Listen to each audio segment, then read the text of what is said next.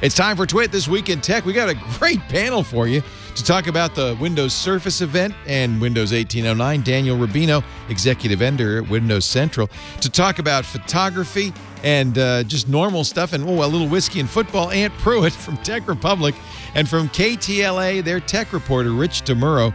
We are going to talk about the weirdest tech story I've ever seen. I don't know who to believe. Confusion over USB-C ports and California's net neutrality law. It's all coming up next on Twit.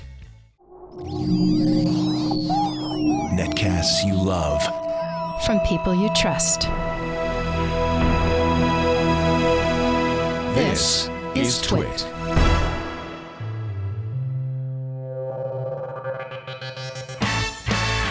This is Twit, This Week in Tech, episode 687, recorded Sunday, October 7th, 2018.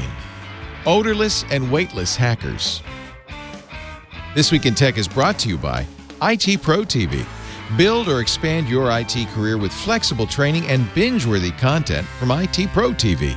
Visit itpro.tv/twit and use the code TWIT30 to get a free 7-day trial and 30% off an individual monthly membership for the lifetime of your active subscription.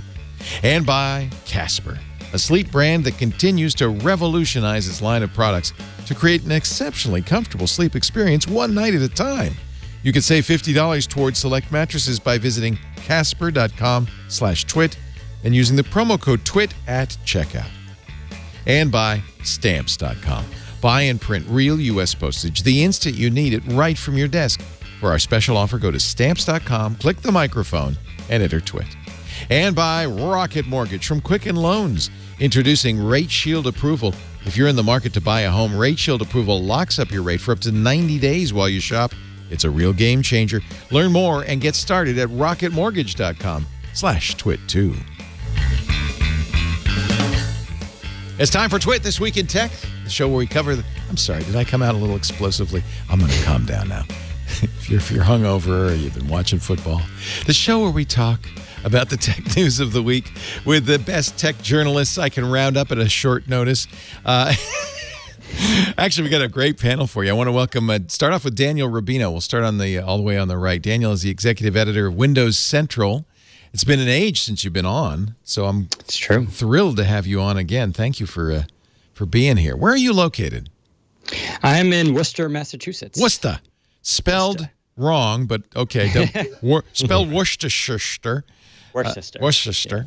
Yeah. And you were at the Surface event, I take it. Correct. Awesome. Yep. So we'll definitely talk about that. And kind of a shocker from Microsoft on 1809, but that's to come. Right. Also joining us from the fabulous Tech Republic, Aunt Pruitt. It's great to have you, Aunt. In his Clemson shirt. He's got his orange. That's a tiger, right? Tiger paw. The tiger paw, baby. Yeah. Tigers for life. Yeah. And welcoming for the first time to Twit, but I'm thrilled to have him, not the first time in our studio, Rich DeMuro from KTLA. Hey, Rich. Thanks for having me on, Leo. It's a pleasure to be here today. It's been a huge oversight not having you on before. Rich is my designated fill-in. I likened you to Lou Gehrig today on the radio show. Oh, thank you. I told the story of Wally Pipp, the first baseman for the New York Yankees, who got a bad headache and couldn't play that day. And he went to the manager and said, can I take the day off? The manager said, yeah, I got this kid, Lou Gehrig. He could fill in for you. Rookie Gehrig never left first base for some 1,000 games, 3,000 games, something like that. And no one remembers Wally Pipp except me. And I don't want to be the next Wally Pipp, but you're definitely a Lou Gehrig, so I appreciate your filling in, Rich. It's nice to have you. Well, thank you. Yeah. I appreciate it. Thanks for having me. Oh, my pleasure.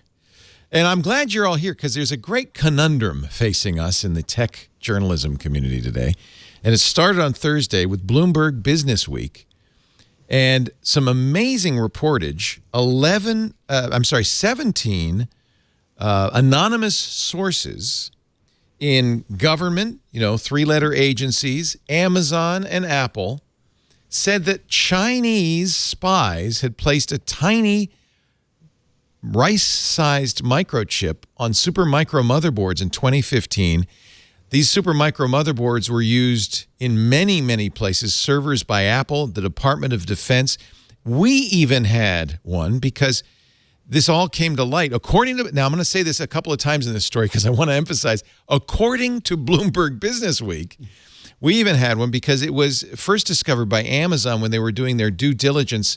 They were about to acquire a company called Elemental Technologies. Elemental makes a streaming box, a box we've used for some years, a very expensive box that takes our video, compresses it, and then feeds it out to Ustream, YouTube, Twitch, Mixer, whoever it is that's restreaming our stuff. These Elemental motherboards, Amazon, during a routine security audit before the acquisition, found this little chip. According to Bloomberg Businessweek, the chip was posing as a minor support chip on the motherboard. Nobody would pay any attention to it. But when the motherboard was first booted in a server, would modify the operating system, phone home the Chinese military, and help the Chinese military hack these servers in the Pentagon. Elemental's widely used. As I said, we use it. I presume if this is true, our motherboards were hacked. But then the story gets weirder. So 17 sources, anonymous sources, Bloomberg Businessweek, highly credible source. The next day, Amazon, Apple, even the freaking Chinese government unequivocally deny it. They say it never happened. Apple said the story was wrong and misinformed.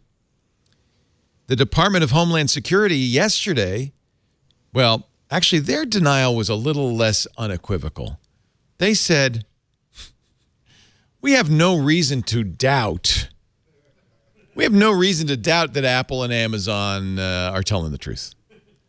That's not exactly like, no, it never happened. That's like, well, we have no reason now. In this particular circumstance, we currently have no reason to doubt.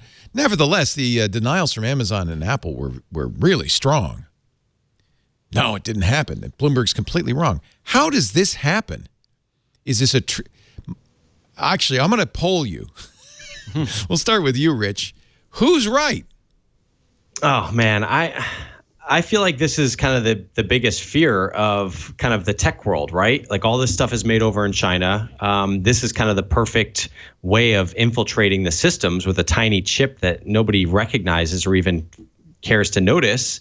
And, they can take control of these things. They can modify the system on startup, whatever they want to do.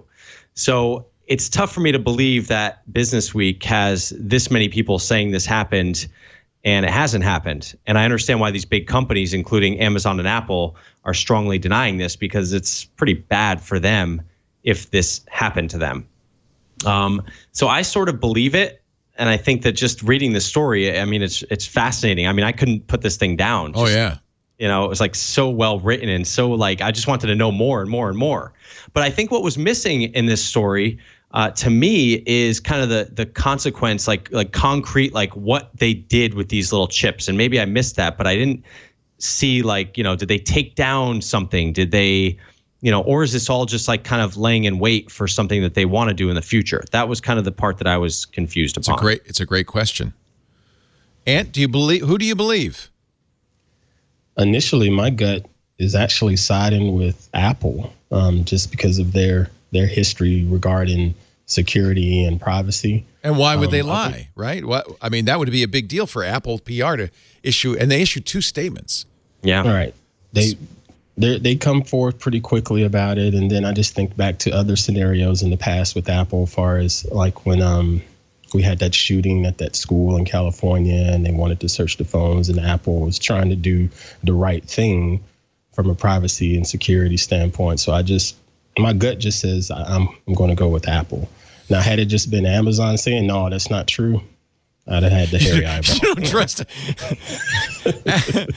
Apple said specifically, quote, on this, this is as strong as you can get, we can be very clear.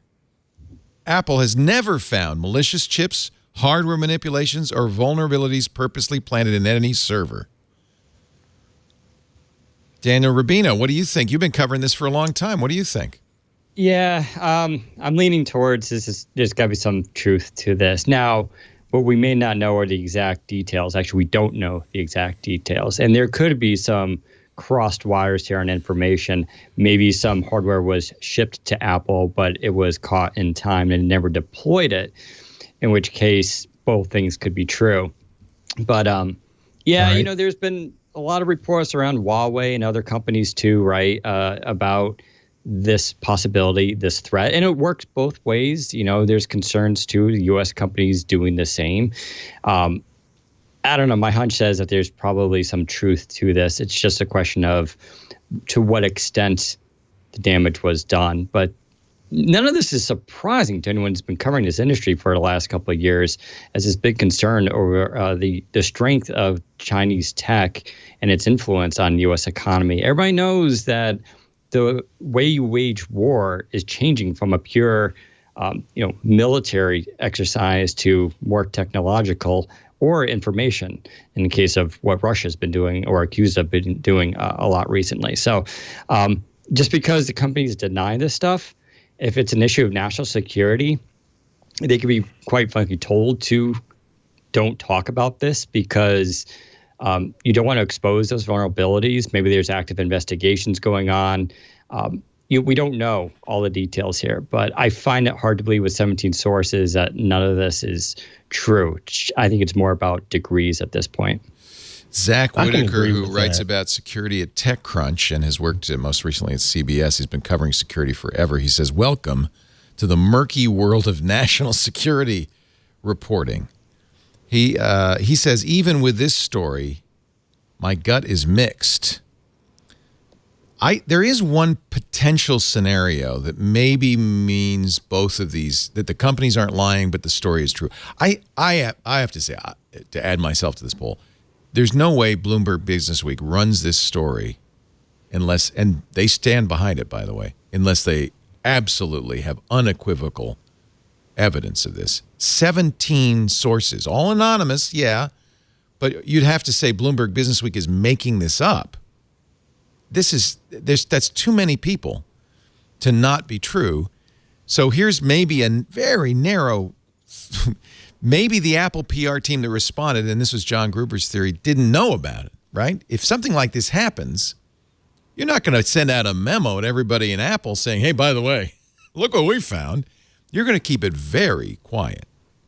So maybe a handful of people at Apple will know, and the ones who don't know are the ones making the unequivocal denial. There's also a possibility there's a U.S. government gag order, although Apple, again, says we are in no way under a gag order. But again, maybe the people who are under the gag order are a handful of people, not the people writing the press release. That's the only way I could see both sides being accurate. And I don't think Apple PR is lying in such an outright. They would say nothing, or they would say little, or they would say, there's lots of ways they could slice this without saying, no, it did not happen. Yeah, it's odd that they came out so strong in their denial of this, like immediately, and emailed the media, including myself. And that rarely happens when they, usually the way Apple works is they kind of talk to the certain media that covers the beat that they want to get the story out with. This time they just sent out a blanket email through their legal guy denying it and kind of linking to this, which I found to be very heavy-handed. So it's like one of these things where you want to believe Apple, but at the same time, it seems like it's overly like what are they? I understand they have a lot to lose in this, but it just seems like they really want to make sure that like, no, we are not involved in this. This is not true at all. I wonder if their reporter is going to be invited to the next Apple event. That's Apple's stick, baby. Right. Probably not. We won't be seeing you at the next Apple event. As somebody who hasn't been invited to an Apple event in years, I could say that stick isn't that weighty. Go ahead. I'm sorry. I was going to say another angle to this, possibly is more the conspiratorial angle, is that this is really a story. The U.S. government has a vested interest in undermining Chinese tech, or at least eroding the trust in it for such circumstances. We obviously know about the Qualcomm-Broadcom attempt buyout and how that was blocked. And, do you think Bloomberg got played by the U.S. intelligence community? I mean, in a way, no. 17 seems like a lot. On the other hand, this is kind of what intelligence is supposed to be doing. And so I don't think we can discount it. I I still think there's actually a threat from China in this sense. Why? Because why wouldn't they, right? Right. It's just that's how counterintelligence works. We do the same thing. So there may be some, like I said, there may be some truth to this, but it may have been played up by some people in the government too. Even this current administration is very much against, giving China too much leverage when it comes to manufacturing. And so I don't know. There's it's a hard story to follow and believe, especially when you're talking about espionage, counterintelligence, and national security. Bloomberg writes, the company's denials are countered by 6 current and former senior national security officials who, in conversations that began during the Obama administration and continued under the Trump administration, detailed the discovery of the chips in the government's investigation. This has been going on for several years. And it sounds like Bloomberg reporters have been working on this story for several years. One of those officials and 2 people inside Amazon provided extensive information on how the attack played out at Elemental and Amazon. That's another thing. You would not only have to, it's one thing to say, well, you can easily get 17 CIA people to say, yeah, this happened. I mean, that's their job. But then you're getting people inside Amazon confirming it. The details match. The officials and one of the insiders also described Amazon's cooperation with the government investigation. In addition to the 3 Apple insiders, 4 of the 6 U.S. officials confirmed that Apple was a victim. 17 people confirmed the manipulation of Supermicro's hardware. The sources were granted anonymity because of the sensitive and in some cases classified nature of the information. Daniel, that's an interesting theory, though. I kind of, maybe this is, it's clear something's going on. Yeah, I think that's the truth. But we don't know what it is. Information warfare. It's the new battle of the 21st century. Super dangerous, super hard to counter. It's who do you believe, who do you trust, and when you undermine all institutions around you, people can't even trust news sources right anymore. So it's we're in a brave new world. It's not. I'm kind of nervous about it. When I did political science, undermining classic institutions is the first way you destabilize society. So that's exactly right. There's a real threat to it. It's exactly right. Well, and from the consumer standpoint, obviously this was kind of big server things, but for the average consumer, I think it makes you think twice too. With everything that you have in your house, we're all putting these smart speakers in our homes. Where are those manufactured? This is becoming a reality for the average person to think about the stuff that we're carrying with us and the stuff that we're putting in our homes, the routers, the systems, and this becomes like very clear that, oh my gosh, like this is something that of course we've thought of, but not into this detail. And you're just like, this is exactly how it's done, right? In a big way. Right. IoT is a huge security vulnerability right now. Microsoft's trying to counter with Azure Sphere, which has been in the headlines recently, as their first attempt at making these sort of systems more secure for everybody, anyone who's manufacturing devices. But right now it's Wild West. People are just putting microphones and internet into all these devices. We're putting them in our homes, and there's no regulation or checks. It's going to come back to bite us. I guarantee it will. It's just a matter of time. Well, really, if you believe, go ahead, Ant. As much as I said I trust, what Apple's response was, at the same time, I still have that little fear in the back of my head of the button that the Chinese could just push at any time, because of everything that I'm looking at right now was not made right here in the U.S. And they could easily just push a button to make things just go nuts on me and maybe cause some even bigger problems if they wanted to, because we don't know. I can crack this machine open and I don't know what all of these transistors and capacitors and all of that. I don't know what any of that stuff is doing. I just know it's my motherboard. Well, you make an excellent point. Very few people understand the complexity of our modern world, and fewer still understand the security issues and could detect these problems. And if you have a determined adversary with nation state level resources behind them, even if it's just North Korea, it seems to me that it would be very, very difficult if you had somebody who wanted to do this to prevent it. Everything is made in China, or almost everything. So the supply chain is coming out of China. And even if you're buying a phone made in Korea or Taiwan or Thailand or India or Brazil, many of the parts are made in China.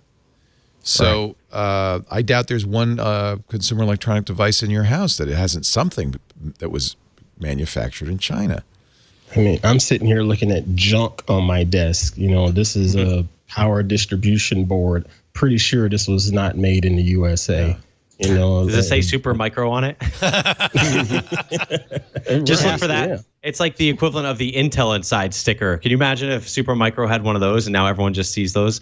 I'm going to go from the flip side, though, on the fact that China knows that all this stuff is big business. And I mean, clearly we love to believe in these conspiracy theories and we love to imagine that it's like us versus them versus, Russia, I do think there, of course, are elements of that in our world, but at the same time, I want to believe that they know that the business that they're going to make off these components are way better than, the business they're going to make off of the whatever marketplace they're dealing with. Absolutely. With the shady stuff. But what's going on in China, and it's true in other places too, is there's more than one constituency.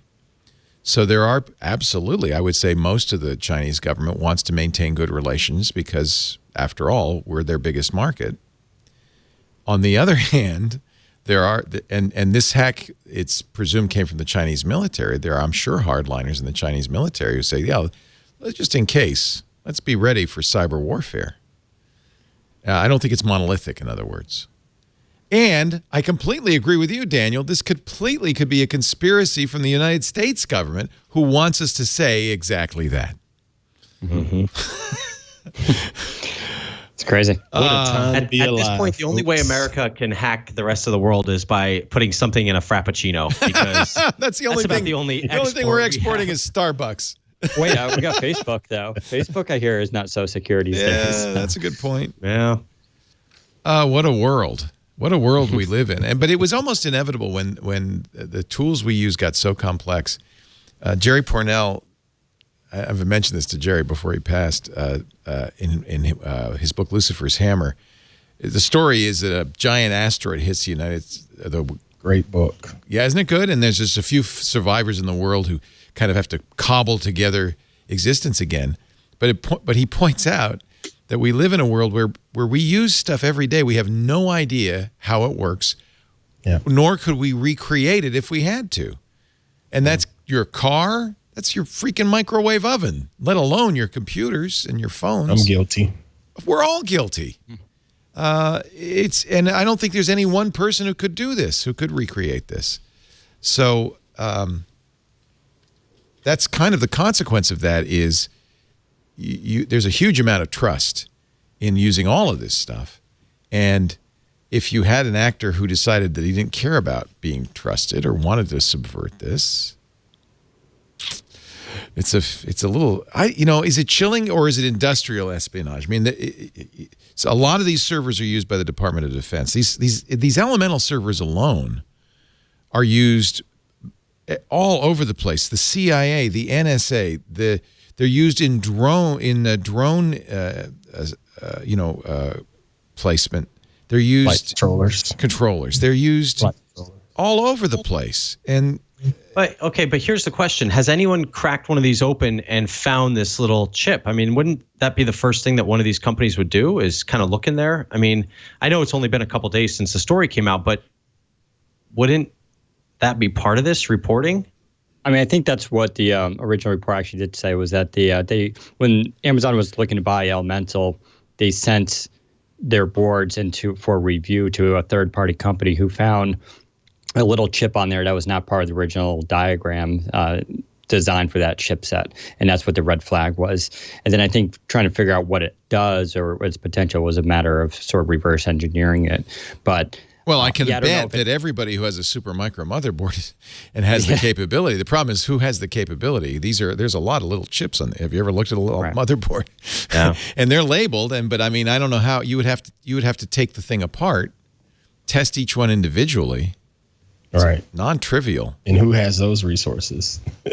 An Elemental costs $30,000. I am not taking my Elemental. And I actually proposed this to our engineering team. I said, because we have a new Elemental from AWS, so that we just got a few months ago. So that will not, obviously. But we had the old Elemental from this time frame. We were using it back then. But unfortunately, we had to send it back. But where's the iFixit teardown when you need it? I want to tear down. iFixit maybe could do that. Yeah, they specialize in identifying unlabeled or poorly labeled or incorrectly labeled chips. I think we can all agree that there's potential for this to happen, whether it actually did happen or not. And I think Bloomberg didn't get it wrong. I just don't understand what happened. What the response is and why the response is that. And I don't think Apple is so venal as to say, well, that will hurt our business, we better lie about it. I agree with you in that case, Ant. There's no way that's the case. I think it's much more that whoever issued this release didn't know, if anything. And nobody's talking. Maybe even Tim Cook doesn't know. I don't know. All right. I thought that would be fun to start with a mystery story. Let's take a break. We'll come back and talk about stuff we do know. One thing we know an awful lot about is what the Google event on Tuesday is going to be. This is the most leaked product I have ever seen in my life. Air quotes leaked. Oh, okay. So you think there's well, let's find out. Do you have a theory about why all this stuff has been leaked? Maybe this is intentional. Once, twice leaked. I get that. But when you get into there's 12 different leaks. Engadget today bought a Pixel 3. That's from crazy. A Hong Kong supplier, and they did an unboxing. It's not announced yet. And that's calculated PR. All right. I want to hear your theories. Let's take a break. Ant Pruitt is here. Always great to have Ant. Contributing writer at Tech Republic, photographer. You still doing the Friday night videos at YouTube?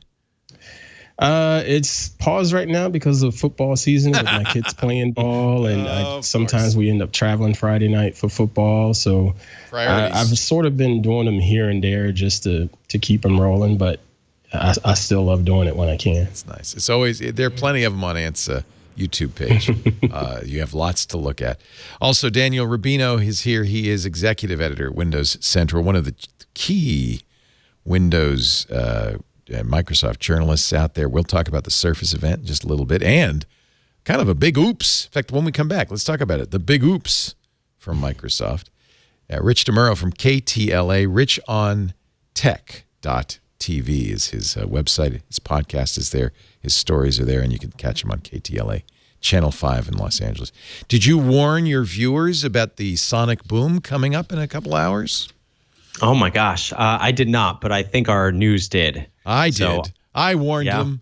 Of course, KFI was preempting the show for football, but but you still said it. I said it. The SpaceX is launching a Falcon 9 from Vandenberg tonight. John Slanina, our space enthusiast here, says that the launch window, it's a satellite, the launch window for this is instantaneous. There is no, if they don't launch it at 7:28, they're going to have to wait till tomorrow. Pardon me, 7:38? Thursday. They have to wait till Thursday. I knew nothing about this. Right? Can I see this from anywhere? You'll hear it in Santa Barbara and Lompoc, anywhere in that area, because they expect. In fact, Elon tweeted. What was his tweet? It was pretty funny. Oh no! Should he be tweeting? Should he be tweeting? Should you be tweeting, Elon? Really? But of course, if you're going to follow Elon Musk, you gotta. He says, get ready because it's going to be a loud boom. Sonic boom. I can't wait. Sonic boom warning, Elon Musk tweets. This won't be subtle. And it'll be the first time they've ever landed one of the SpaceX rockets on the land on the West Coast. So, yeah, we'll watch that video, 7:28 tonight. Maybe they'll do it in the football game as they'll pause the game. And they say, better not. Let's all watch the. No, they better not. No, I'm not even trying to go there. As much as I love my science and tech, do not screw around with my football game. Do not mess with my football game. Texans, Cowboys, be there. Our show today brought to you by IT Pro TV.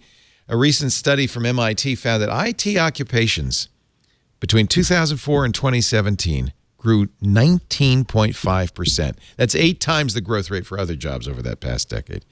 8 times.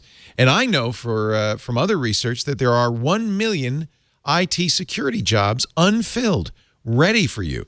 This is a great career path. If you're watching this show, you obviously love tech. Listening to this show, you obviously love tech. Have you ever thought about a career in IT? I talk to so many people every day when people come to the studio. They say, you know, I'm in IT because I became a geek because of you. IT Pro TV is the way to get the skills to get the job, because unfortunately, if you're just starting in IT, you need to get those certifications. That's how you prove to your future employer that you've got the skills. A lot of people go to technical schools for this, spend tens of thousands of dollars, or try to do it themselves on their own. That's hard too. IT Pro TV makes it easy to start a career in IT, or if you're already in IT, to accelerate your career. 4,000 hours of binge-worthy, on-demand training you can watch anywhere. They have iOS and Android apps. You can watch it on your web browser. You can Chromecast it. They have a Roku app, Amazon Fire TV app. They have Apple TV apps. And so that means you can watch it on your big screen, hop in the car, listen on the way to work, put it in a little window on your work computer, and absorb that information, everything from the CompTIA certs to the Cisco certs, EC Council, VMware. They've recently added some really nice organization. They have so much content. They add more content. They do live streaming, so they're adding dozens of hours every week, and they've really done a nice job of organizing this by category, by cert, by job role. They've got a great search engine, so you can find the courses you want. If you watch live, you can chat along with them, and they really are engaging, knowledgeable hosts. They pick them first because of their knowledge. They're all professionals from the field, but then also because they've got great personality and they're engaging and fun to watch. You're going to really enjoy it. Learn IT, pass your certs, accelerate your career. If you have a team, they have a team portal for you, the IT Pro TV Pro portal. Gives you complete control over the training schedule. You can track results, see metrics like logins, viewing time, courses viewed. So go to itpro.tv/twit. Learn about the team solution. You get a free demo there. Or if you're an individual and you want to learn, there's Don. Go to itpro.tv/twit, and you can have a 7-day free trial. And there's a code there, TWIT30, TWIT30, that'll give you 30% off your subscription as long as you stay active. Forever if you want. Standard subscriptions, just to give you an idea, normally $570 a year, a lot less than a technical school. Apply that 30% off, $399. That's less than just buying the study materials. $399 a year. itpro.tv/twit. Use the offer code TWIT30. Flexible training, binge-worthy content, life-changing results. itpro.tv/twit. So Tuesday, Daniel, you went to the strangest place in the West Village. I saw pictures. Microsoft had set up couches and invited a bunch of journalists with laptops, right? But nowhere to put them to cover to cover the new Surface release. Nor did they stream it. It was the strangest thing. In fairness, this was a similar repeat to how they did Surface Book 2 last year. Right. So that too was not streamed and was, although that was a brighter environment. It actually was a cool event. Like, it was done well. I liked it. You had fun? It was very chill. Yeah. Mm-hmm. And you said something interesting. Panos Panay, who's in charge of hardware at Microsoft, you said gave the best, most inspiring talk you've seen. Yeah. He was going on about creating and them making the right tools to enable people to go out and do their jobs. And it was just, he again brought in his children. It's been a recurring theme in his talks.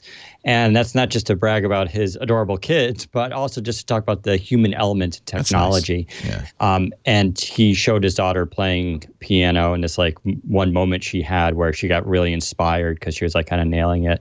And he was talking about how we all have these moments during the day where we get really inspired and everything just kind of clicks. And that's what technology is supposed to do. It was just he always gives these kind of like really inspiring talks, but this one was probably like one of his best, considering the event, which, what was announced was mostly refreshes versus a new form factor device that was really going to wow us. New matte black Surface Pros, although, so last year was the Surface Pro no number, but it was the 5th. This year it's the Surface Pro 6. I don't know. The Surface laptop, is the Alcantara black as well, or just the? Yes, it's all black. It's all black. And they have the other colors too. And then I'm using a Surface Studio, And I was kind of hoping they didn't announce a new one because it's ridiculously expensive. And they did, and it's even more expensive. So. It's been 2 years, but $3,500. Yep. And it's kind of low-end hardware, but the screen is just stunning. I don't feel the urge to buy a new one. Here's a picture. You don't want the USB-C? Yeah. It's, by the way, can I point out the only computer Microsoft sells with USB-C? Well, Surface Book 2. Surface Book 2. Oh, it has USB-C? Okay, but not the laptop. That's right. The Go does, doesn't it?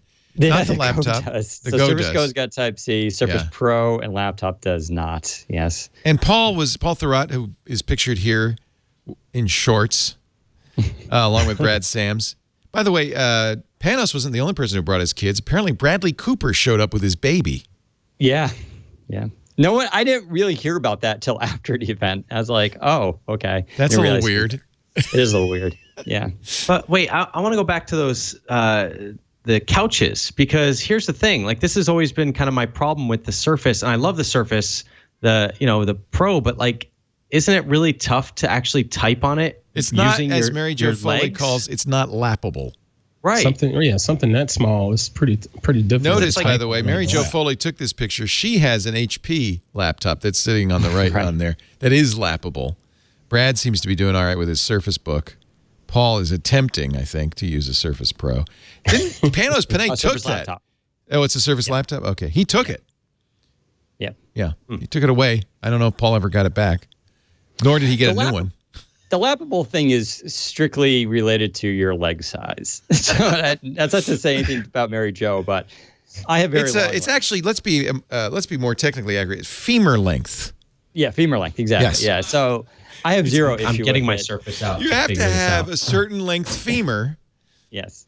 Otherwise, you can't lap it. What is that there that you've got, Ant? This little old school Chromebook to 13-inch or what have you. That's tiny in my hands to me, but yet it's perfect for me to sit on the couch or whatever and just get some work, some writing done or some editing done. Looking at you, you have some pretty massive femurs. Well, maybe. Maybe. But no, it's not polite to talk about a man's femurs in public. But I just feel a woman's femurs, right? Yeah. Well, I've definitely that's right out. Yeah, we know that's no longer okay. But think about the ability to type on these smaller devices in your lap. It's not necessarily your lap surface area or whatever. I think more about just how my hands are placed on a lot of smaller devices on my lap versus having them up on a tabletop or something. I don't mean to make a huge thing out of it. It's not that big a deal. It is a cozy, nice event. It's just odd to bring all these journalists and their laptops in and make them put it on their lap. I think in part that was because as much as we all want to take notes, we were live blogging it, everything. Right. They don't like They were actually going for this effect of chill out, relax. Yeah.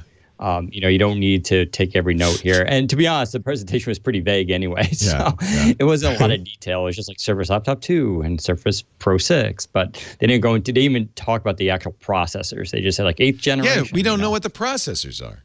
We do now. We do. We found out at the event. Yeah, and we had to go dig around. But I could tell you all the Are they all Y processors? What is? Tell me about. No, they're U processors. So Surface Laptop and Surface Pro get the 8th generation U processors, but these are Kaby Lake R. So these were technically announced late 2017. Basically, every laptop that we've been using from HP and Dell and Lenovo for the last year have used these processors. What they are not are the brand new Whiskey Lake series, which are actually coming out now, October, November, from new manufacturer, from Dell and Lenovo and all that. So they are like actually kind of I don't want to say a generation because Intel's their 8th generations split up into like 3 generations. It's so confusing. It's just crazy. Yeah.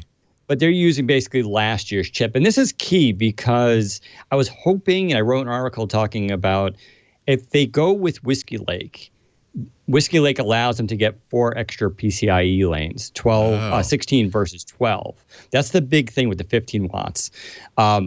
And that would allow them theoretically to put it on Thunderbolt 3 then. Now you can have the Type-C connector and have it really be a Thunderbolt 3 port. Everything they want it to be. This is the big problem with Type-C. My point has always been, and I bet you it's why Microsoft didn't do it, it's confusing. That thing could be USB 3.1. It could be Thunderbolt 3. It could support power. Maybe not. It could support video, but it might not. And you can't tell. Not. You look at it, it's just this thing.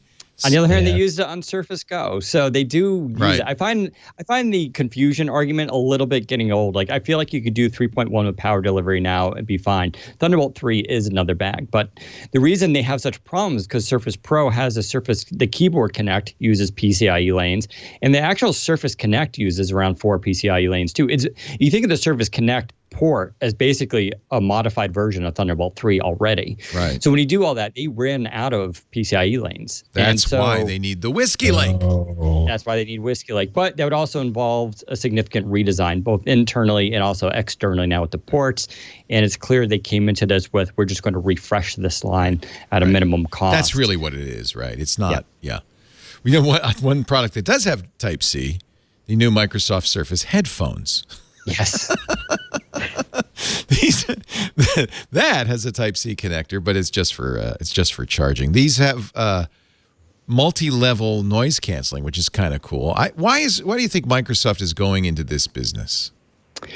Okay, I'll spoil the news here from our reporting and sourcing. The big story behind this event was originally this event was going to be to announce Andromeda, the foldable pocketable PC. Oh. When you think of this event in that context, it all makes a little bit more sense because then things like Surface Pro, Surface Laptop, and those other refreshes become little side stories that are super cool, but they're not the main focus. And if you think of Surface headphones, they were supposed to be an accessory, supposedly, for Andromeda as a way for working with communication as well as enjoying music and all that. And that's why they kind of came out of nowhere.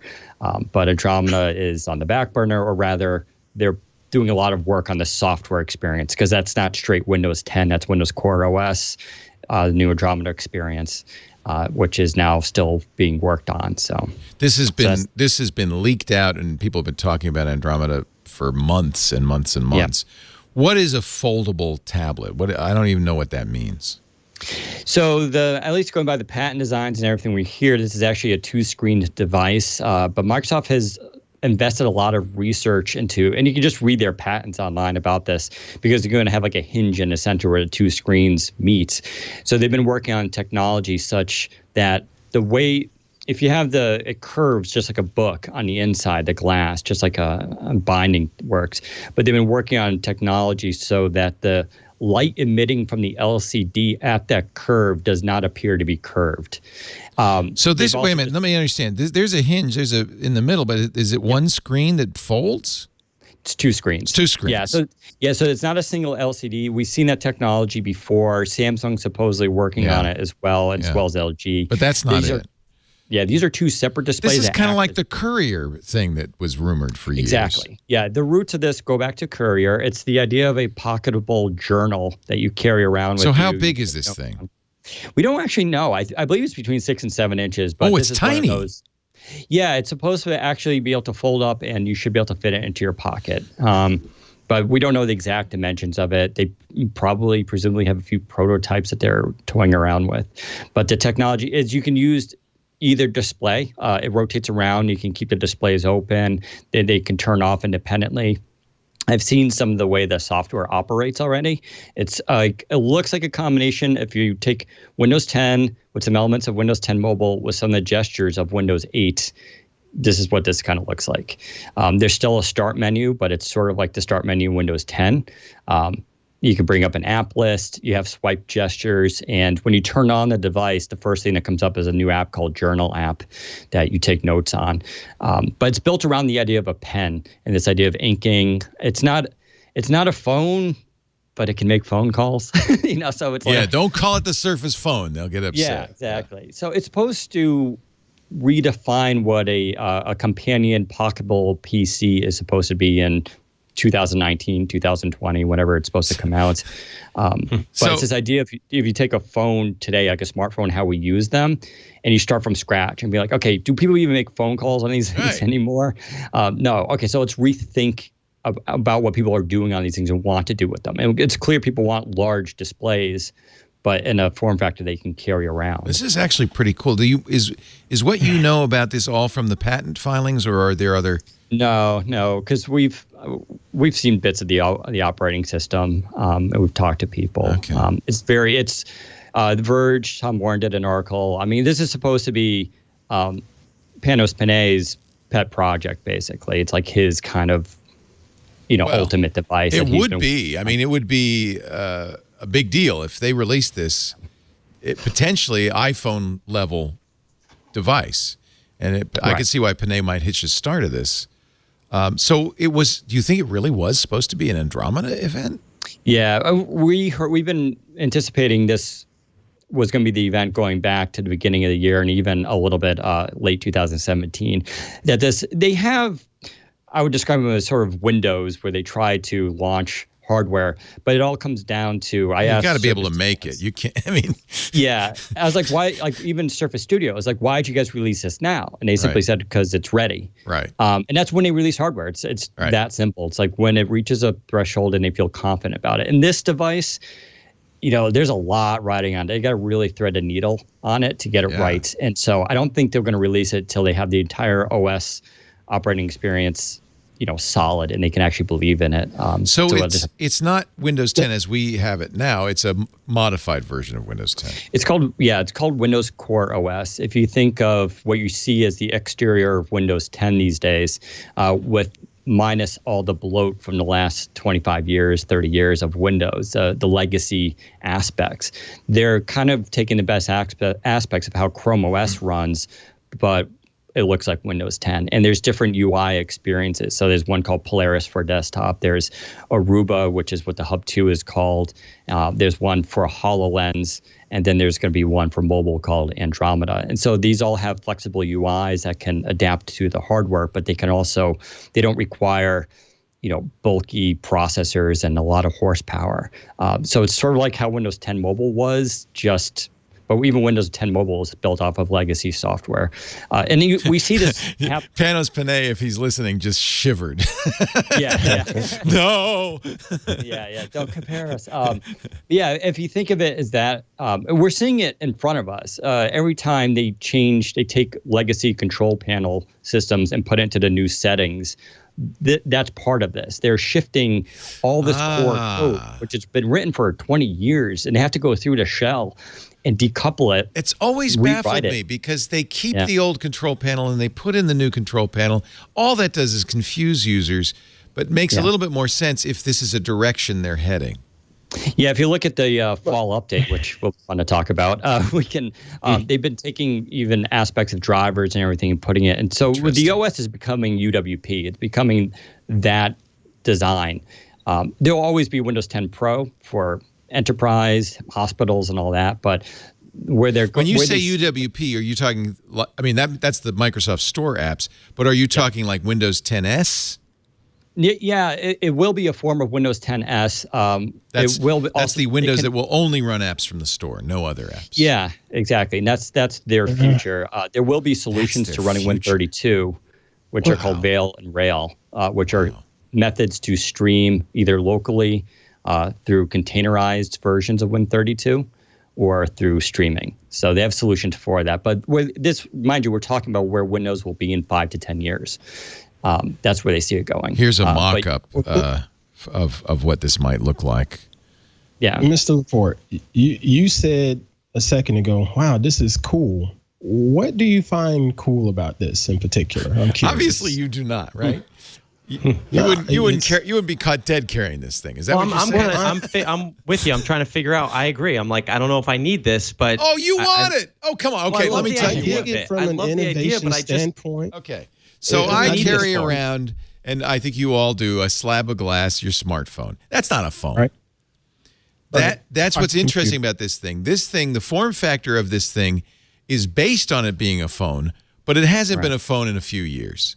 So it's time to stop the phone part of this thing because it's that's why we got notches. That's why, I mean, this slab of glass is not the ideal form factor for a computer. Let's face it. Okay. Right? But we draw the line, though. We know that this is not a full-fledged laptop or desktop. We just know that this is an extension of those laptops and desktops that we have. Here's a thought exercise for you, Ant. If you acknowledged, okay, people want a portable device they carry in their pocket that does a few things, like it does do phone calls and messaging, but it also has maps and GPS, and I can run apps on it. And maybe, even get some productivity done, although I think for most people that's not a big deal. Right. If you could start from scratch, what would you make that thing look like? Right. Not like that.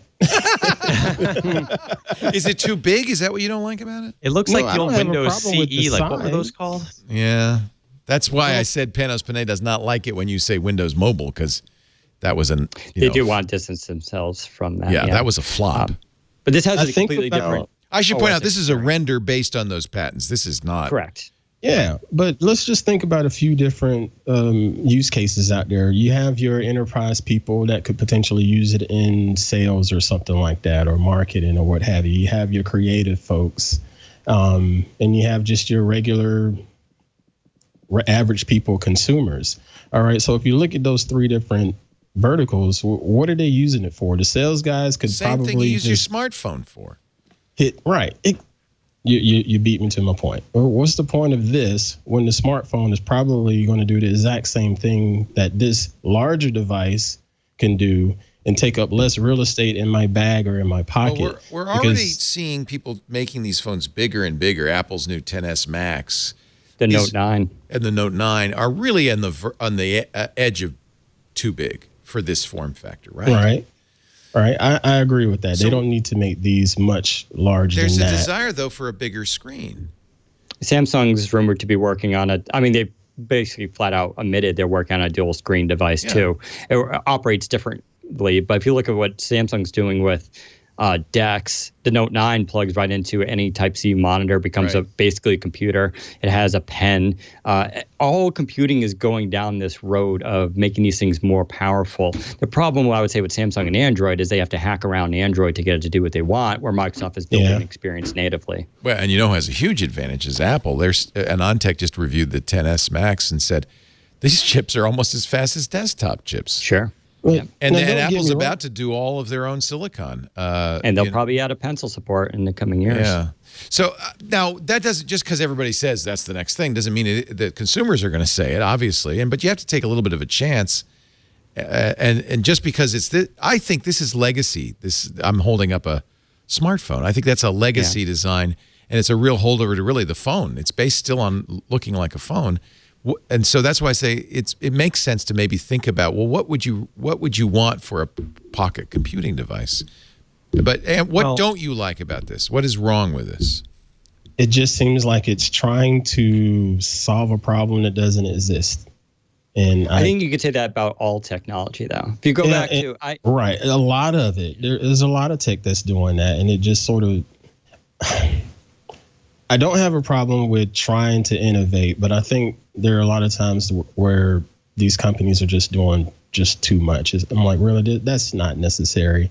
I mean, even when we look at the VR space from 2-3 years ago with wearing the headsets that you put your phone in and all of that, and didn't have a controller that worked worth a dang, and they're supposedly iterating on that technology, but just how far is that going to go from a consumer standpoint?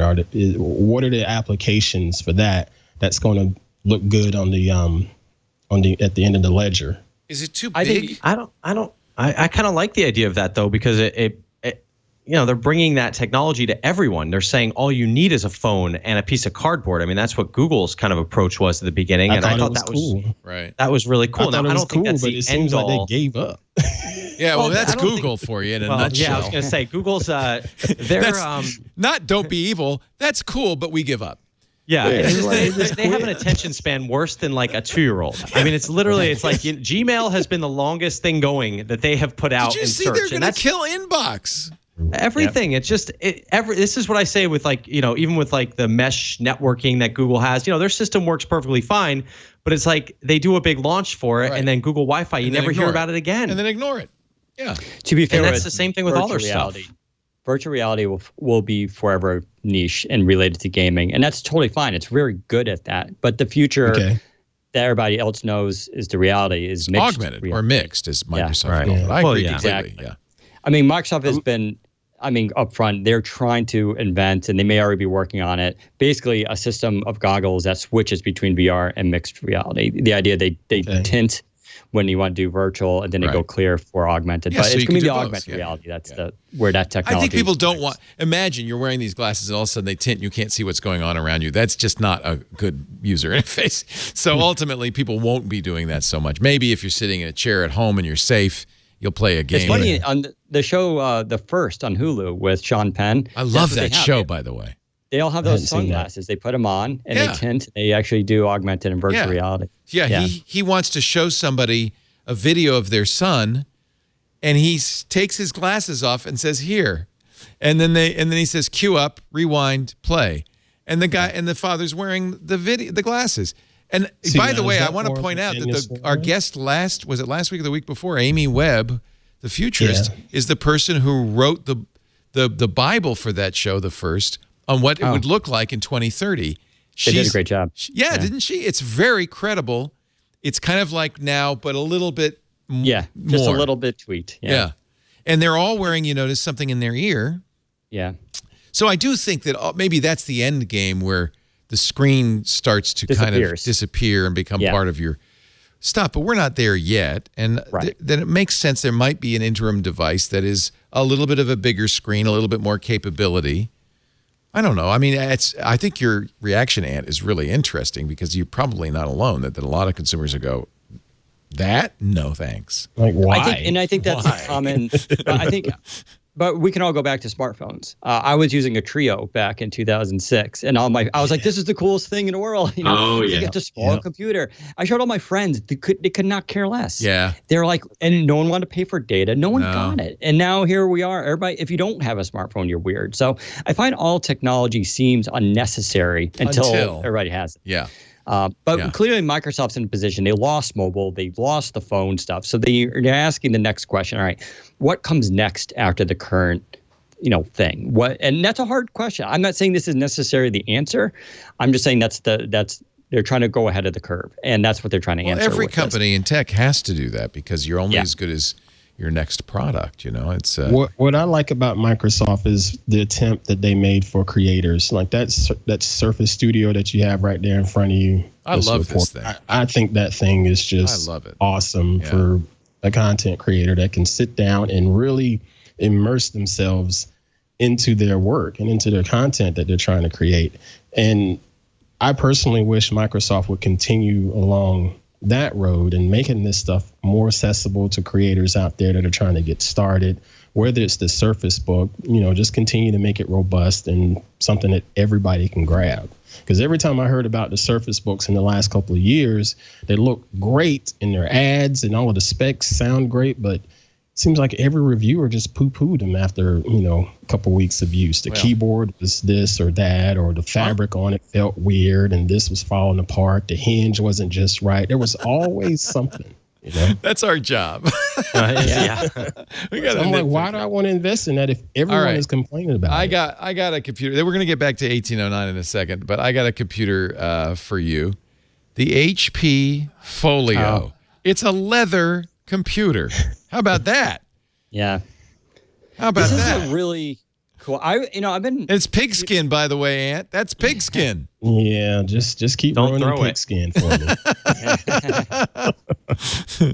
Go ahead. 4 years ago, HP was a company I just was not interested in. They've completely converted themselves, haven't they? Their stuff now is so good. The Spectre series, Elite books, I absolutely adore their devices. I have and the Spectre's T, the one with the copper, and I really love it. Right. I really love it. And I'm just going to spoil, there's maybe some news in Spectre coming in a few weeks, too. That's the partners with really Wacom. good stuff. But this one, the Spectre Folio, is a fascinating device. I have to tell people, when it comes out, go to Best Buy, check it out, because they'll have them on display. Did you touch it? They announced it on Monday, the day before the Microsoft. Yeah, I was there at the press event for that. Yeah, so I got to play with it. It's a really cool device. How much is this thing? starts at $12.99. It goes up to $14.99, which is that's actually not bad. It's an executive PC, so it's kind of an M quality chip, probably. It's Y series. It's a Whiskey Lake Y series, which, to their credit, HP told me they're like, this device has been in the works for years. But it's only this year's chips that they felt was good enough to actually include it. And they said it's a really good chipset. Oh, you feel like it's fast enough? Did you? Yeah. Okay. Yeah, I got to use it. It's pretty good. But the $14.99 is the option with LTE built in. It's supposed to get 18 hours battery life, 4G gigabit data. It's pretty slick. SSD. It's got, you can get later a 4K display with it. It's pen and inking. It does all the form factors. It's a really sweet device. I love their keyboards. It's not going to be for everyone, as you described. It's it's for executives. It's meant for writing and TV stars like Rich DeMuro. Yeah. I see. This is my problem. I cannot use a Windows computer because I edit video, and I feel like I have to have a MacBook Pro for that. Yeah. And it really comes down to I love the Surface. My choice would be like a Surface, the original one. But I can't do it. This is where we suffer as Apple fans, because only Apple makes the hardware, and there just really isn't the diversity that there is in the Windows world. And that's why, by the way, Windows reviewers are picky, because you can be. You have many, many, many choices. Yeah. And if you don't like, it's kind of like Android, same thing. It's like why are there the Android fan base is so picky on all these different. That's a good point. It's because you have the choice. Right. And Apple, it's just you go in there and you look at the phone, you say that's what's available, and you get the next one. Take it or leave it. Yeah. Close enough. Right. Don't like the touch bar? Too bad. Right. You don't like having no home button? Too bad. All right. So that is the new leather HP. This is not a case. This is the actual body of the computer. Yeah. It's built right in. I mean, it's all around. It's really amazing engineering that went into it. But it's very light. It's 2.6 pounds, I believe. It's thin. But it's really neat how the screen pops forward. It's like a super thin display. Yeah, they show it in one interesting. This is the interesting configuration where it's a kind of like you're watching a movie, but you still have a touchpad there. The keyboard is hidden behind it, but the touchpad. And you can draw on it, ink. Yeah, it's very. It's kind of like how Studio operates a little bit too. Yeah. I love this. Whatever it is, 18-degree angle is just awesome. Yeah. It feels like a drafting table or a drawing board. It's really nice. Well, I might have to. When does this folio come out? I believe probably November. It should be very soon though. And it'll be at Best Buy, and you can order direct from HP. So. And of course, I'm pretty sure I'll see HP next week because I'm attending Adobe Max, and they'll be usually there. and they usually have a presence there. But this particular device, I don't know if it really fits in, but we'll see. I got to play with the Scepters last year, and they were awesome. I love my Spectre T. I have the first generation, and if the problem was it didn't have touch at the time, it doesn't, but now it does, and now you can get a stylus with them. And, by the way, they run Linux so nice. I'm not kidding. Yeah. If you read to the end of the Wired article on this laptop, it says that HP considered going synthetic or vegan leather, but decided to go with genuine despite the added cost because the cowhide that they're using is a byproduct since they're sourcing it from a manufacturer that also uses cows for meat. It's leftover meat. And it says the leather can actually be reused when a customer has decided to move on from the laptop. It's deconstructible. So an iPhone case out of it. HP is woke. Are they building a robot like Apple did to take the leather off and reuse it? Yes. People still like leather, Tan said. There are customers who want innovation in the PC category, so we're doing something new. The upside to it, I will say, is it doesn't scratch. Like Surface Laptop is, you can scratch it pretty easily, so it doesn't scratch. That magnesium deposition does. Yeah, you can scratch that right off. So this stays, and it feels nice. This will age nicely, like all leather does, and it'll look like an old baseball mitt in a couple of years. Right. I'm going to rub it with neat's foot oil to really give it that patina. Yes. And maybe I'll wrap it around a baseball at night just to make sure the pocket is just so. Right. So headphones, 3 new Surface laptops, Surface Studio, and then the Surface tablet, and then the Surface laptop. And did they announce a new Surface Book as well? No. No, Surface Book did not get a refresh or new SKU. So but that was updated. They're going to do a black version, but recently. they'll probably time that later on. And then they talked a little bit about this weird Android Windows mix where you can display the screen from your Android phone on your Windows. And this isn't really new. Dell does this with an app called Dell Connect, and it's actually not built by Dell. It's by another company. Dell licenses it and then puts their name on it. Acer is doing the same too. And that app is actually very good because what it does is it connects up through, it pairs by Bluetooth, but then it connects via Wi-Fi direct. And what's cool about that is it does all the same thing. You can stream apps from your phone to it. You can transfer photos. You can make phone calls. It's lightning fast and doesn't rely on an external network or cloud support. So you can even be on an airplane and use this thing direct, and so it's also better for security. Microsoft's not doing that. What they're doing is a version that connects up through Bluetooth and pairs that way. The pros of that is you can, of course, do the same thing. It also works with all hardware. If you go through the Wi-Fi direct method, the downside is you have to use modern hardware for it, and you have to start restricting stuff. You need the right drivers and everything. So that's the reason why Microsoft's not doing it. They want to hit all PCs to be able to do this. So it won't be as good as Dell Connect, but at the same time, it'll be free. It'll be part of all Windows and it'll work on all PCs out there. Is this going to be next year? Was this part of the Q1 H1? Yeah, 19H1. Yeah, that's probably the goal for it. Okay. Yeah. Is this live? So I'm looking at the image that they showed at the event. Is that live? I mean, can I edit it? No, it's just an image. Not yet. Oh, yeah. Right now, that's just a mock-up. So what they did launch Your Phone. That's available now in the October update, where on Android, you can do text messaging and pull in all your photos, or at least photos from the last 20 or something like that. And you can drag and drop them to your other apps. That's interesting. Modify So them. Apple has a lot of this capability with iPhones. Right. And Microsoft doesn't have a mobile. So do it with Android. So it works with Android. I love that the iOS. texting part is really I agree. unique because there's some apps that can do this, but I think that the fact that they're doing this makes it easier. And the 25 photos is kind of weird because you could just, if they're just going to Google Photos, you can easily pull up your web page that has those. But I think the texting is cool, and the fact that they're doing this is nice because I don't know about the apps. I don't necessarily need access to my Android apps on my computer. Yeah. I'm not really sure what the use case for that is, but I think that the texting for sure is great. And were you able to play with that at all? Is it just as smooth as it? It's not working, is it? Yeah, not working code yet, but yeah. So but that was the same thing at Build. They announced Your Phone, and then it's out now with its current feature set. So they could turn this around in just a couple of months. I'm sure they'll have this. What they're doing isn't like rocket science. It's not crazy. But it'll be an all right solution. I agree, though, running Android apps. Like I use the Dell Connect version, which is even better because it's faster with Wi-Fi Direct. It's okay. It's not like running BlueStacks and Android Direct, right? But you do get notifications direct through the Dell version, which is kind of cool. So if someone, messaged me on Instagram, I would actually get like a physical notification on my PC, and I can respond to it directly without taking my phone out of my bag. That's kind of cool. We'll have to see if Microsoft does something similar. The downside for this is iOS. The Dell Connect works with iOS, but the phone has to be unlocked and on for it to work. Okay. Which is really not practical at all, right? No. Right. So those are the downsides. But I feel like if you want that tight integration with iOS, you're going to have the other Gotta go Apple iPad, and you're going to have a lot of that stuff anyway. I think this is for like everyone else, the business community, the people that have the Android and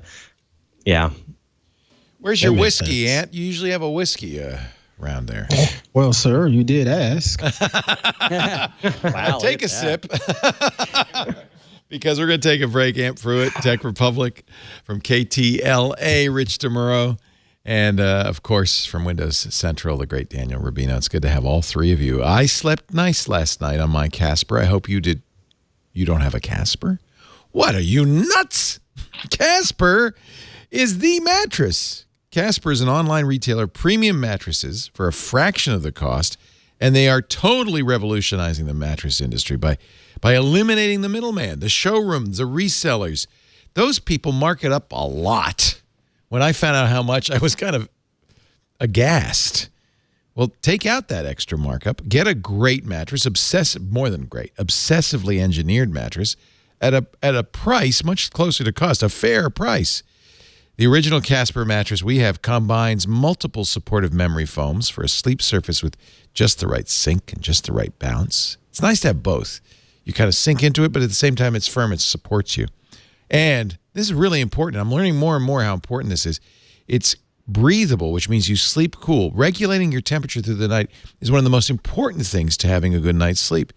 Melatonin actually lowers your body temperature. I didn't know this, and that's a really important part of sleeping well. The Casper mattress does it for you. Long-lasting comfort and support.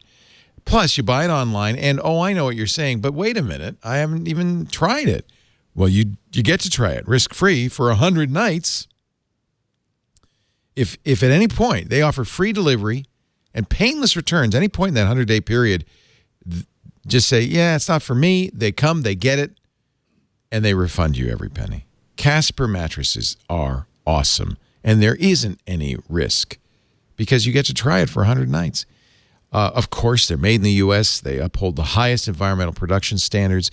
One of the things that's great about it, there's no odor when you open it up. By the way, it's amazing. It comes in a curiously compact box. You open the box, they give you a little. Here's my demo. I'm in my jammies. Because I'm planning to sleep on this thing. You open up the box. One of the funniest videos ever. And watch, the mattress just goes whoosh and expands. This was a king-size mattress, I think, or was it a queen? Maybe it was a queen. It expands, and there you go. And watch how comfy this is. Yeah. Go to Casper.com/twit. Use the promo code TWIT, and you'll save $50 towards select mattresses. Casper.com/twit. Promo code TWIT at checkout.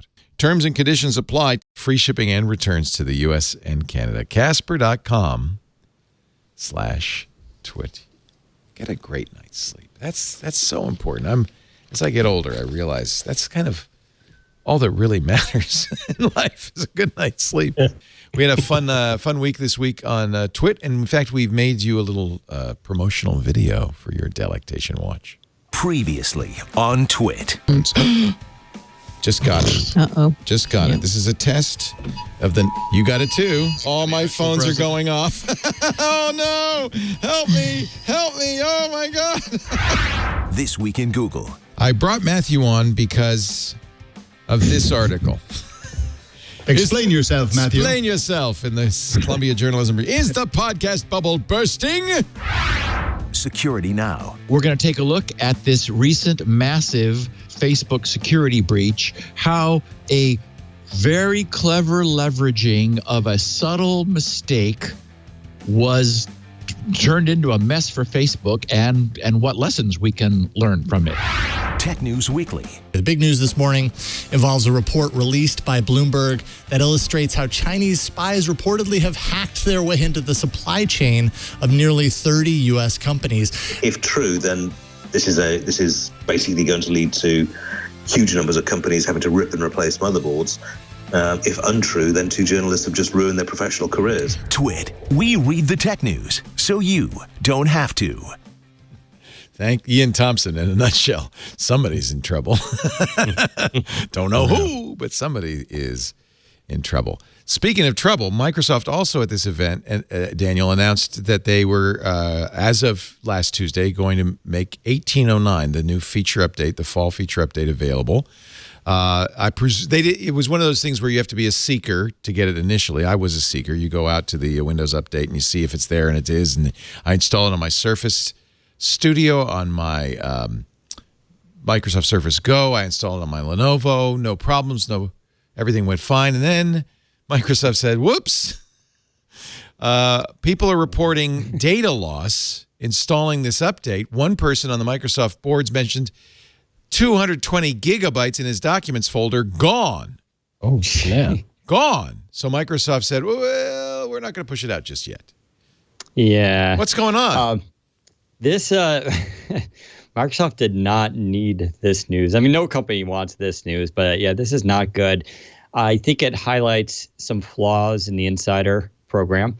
Although, yes, because didn't this Wasn't this tested by millions of people? They've been testing 1809 for 6 months. Yeah, and now, to be fair, I never experienced this problem. It was posted in the hub. Some users did have a problem with it. It wasn't upvoted and caught. Now, what usually happens is they have a ring in the Insider program called Release Preview. And so 2 weeks before the final build goes out to the masses, it goes to Release Preview. That's the whole point of it. So it goes out to a wider cohort of testers. And they're supposed to catch last things. They didn't do that this time, which was weird. And to be fair, it was like, okay, well, this update doesn't seem too crazy anyway. There's not like a huge, there's a lot of under the hood stuff. But they skipped the release preview.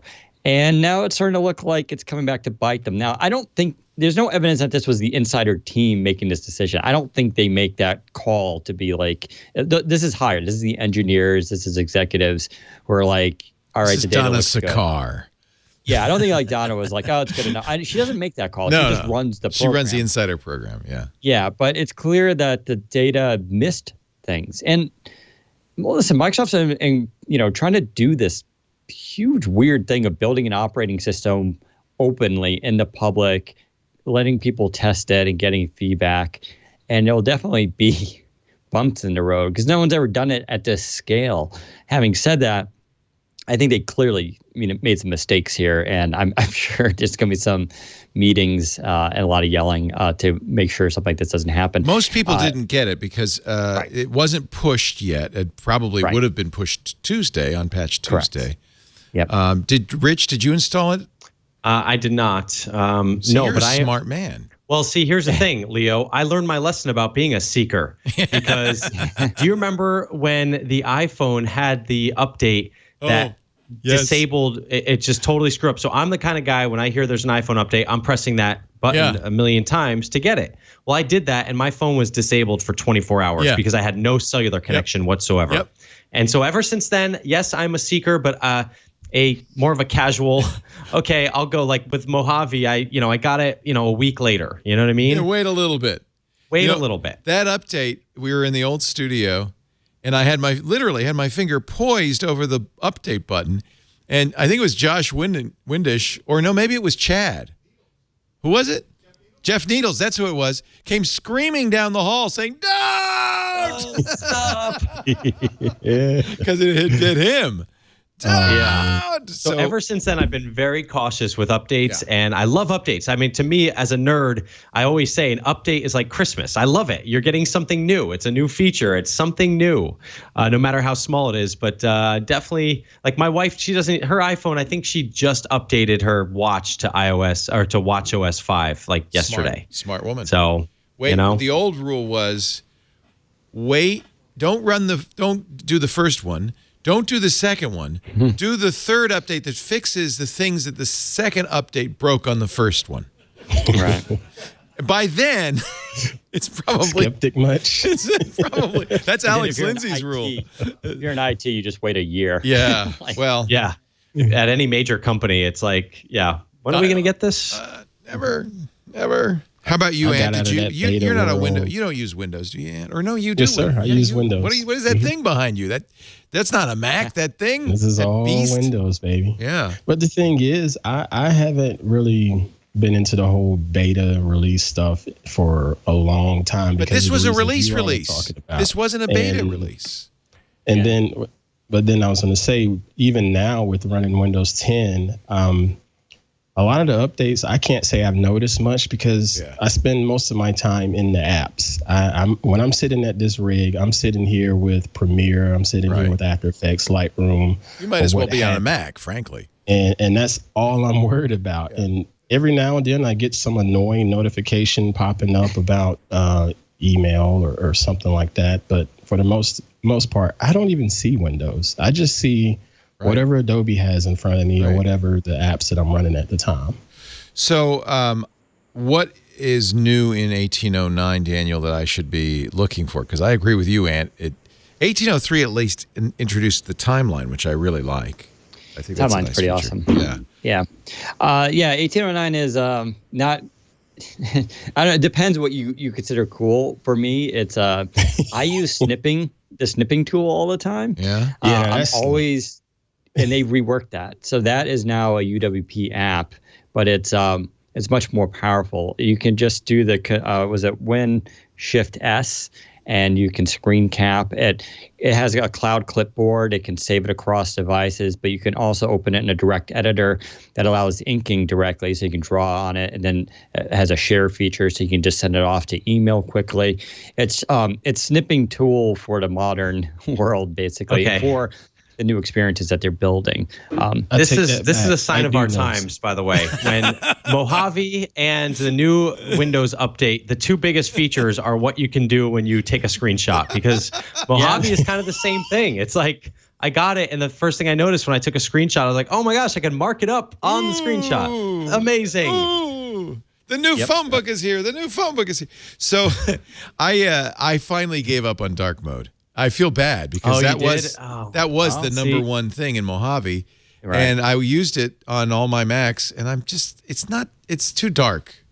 See, I'm still trying to use it because I'm like, this is what's new. This is what's I must new. use it. You got to use it. Exactly. But I'm not in love with it. I'm not in love with it.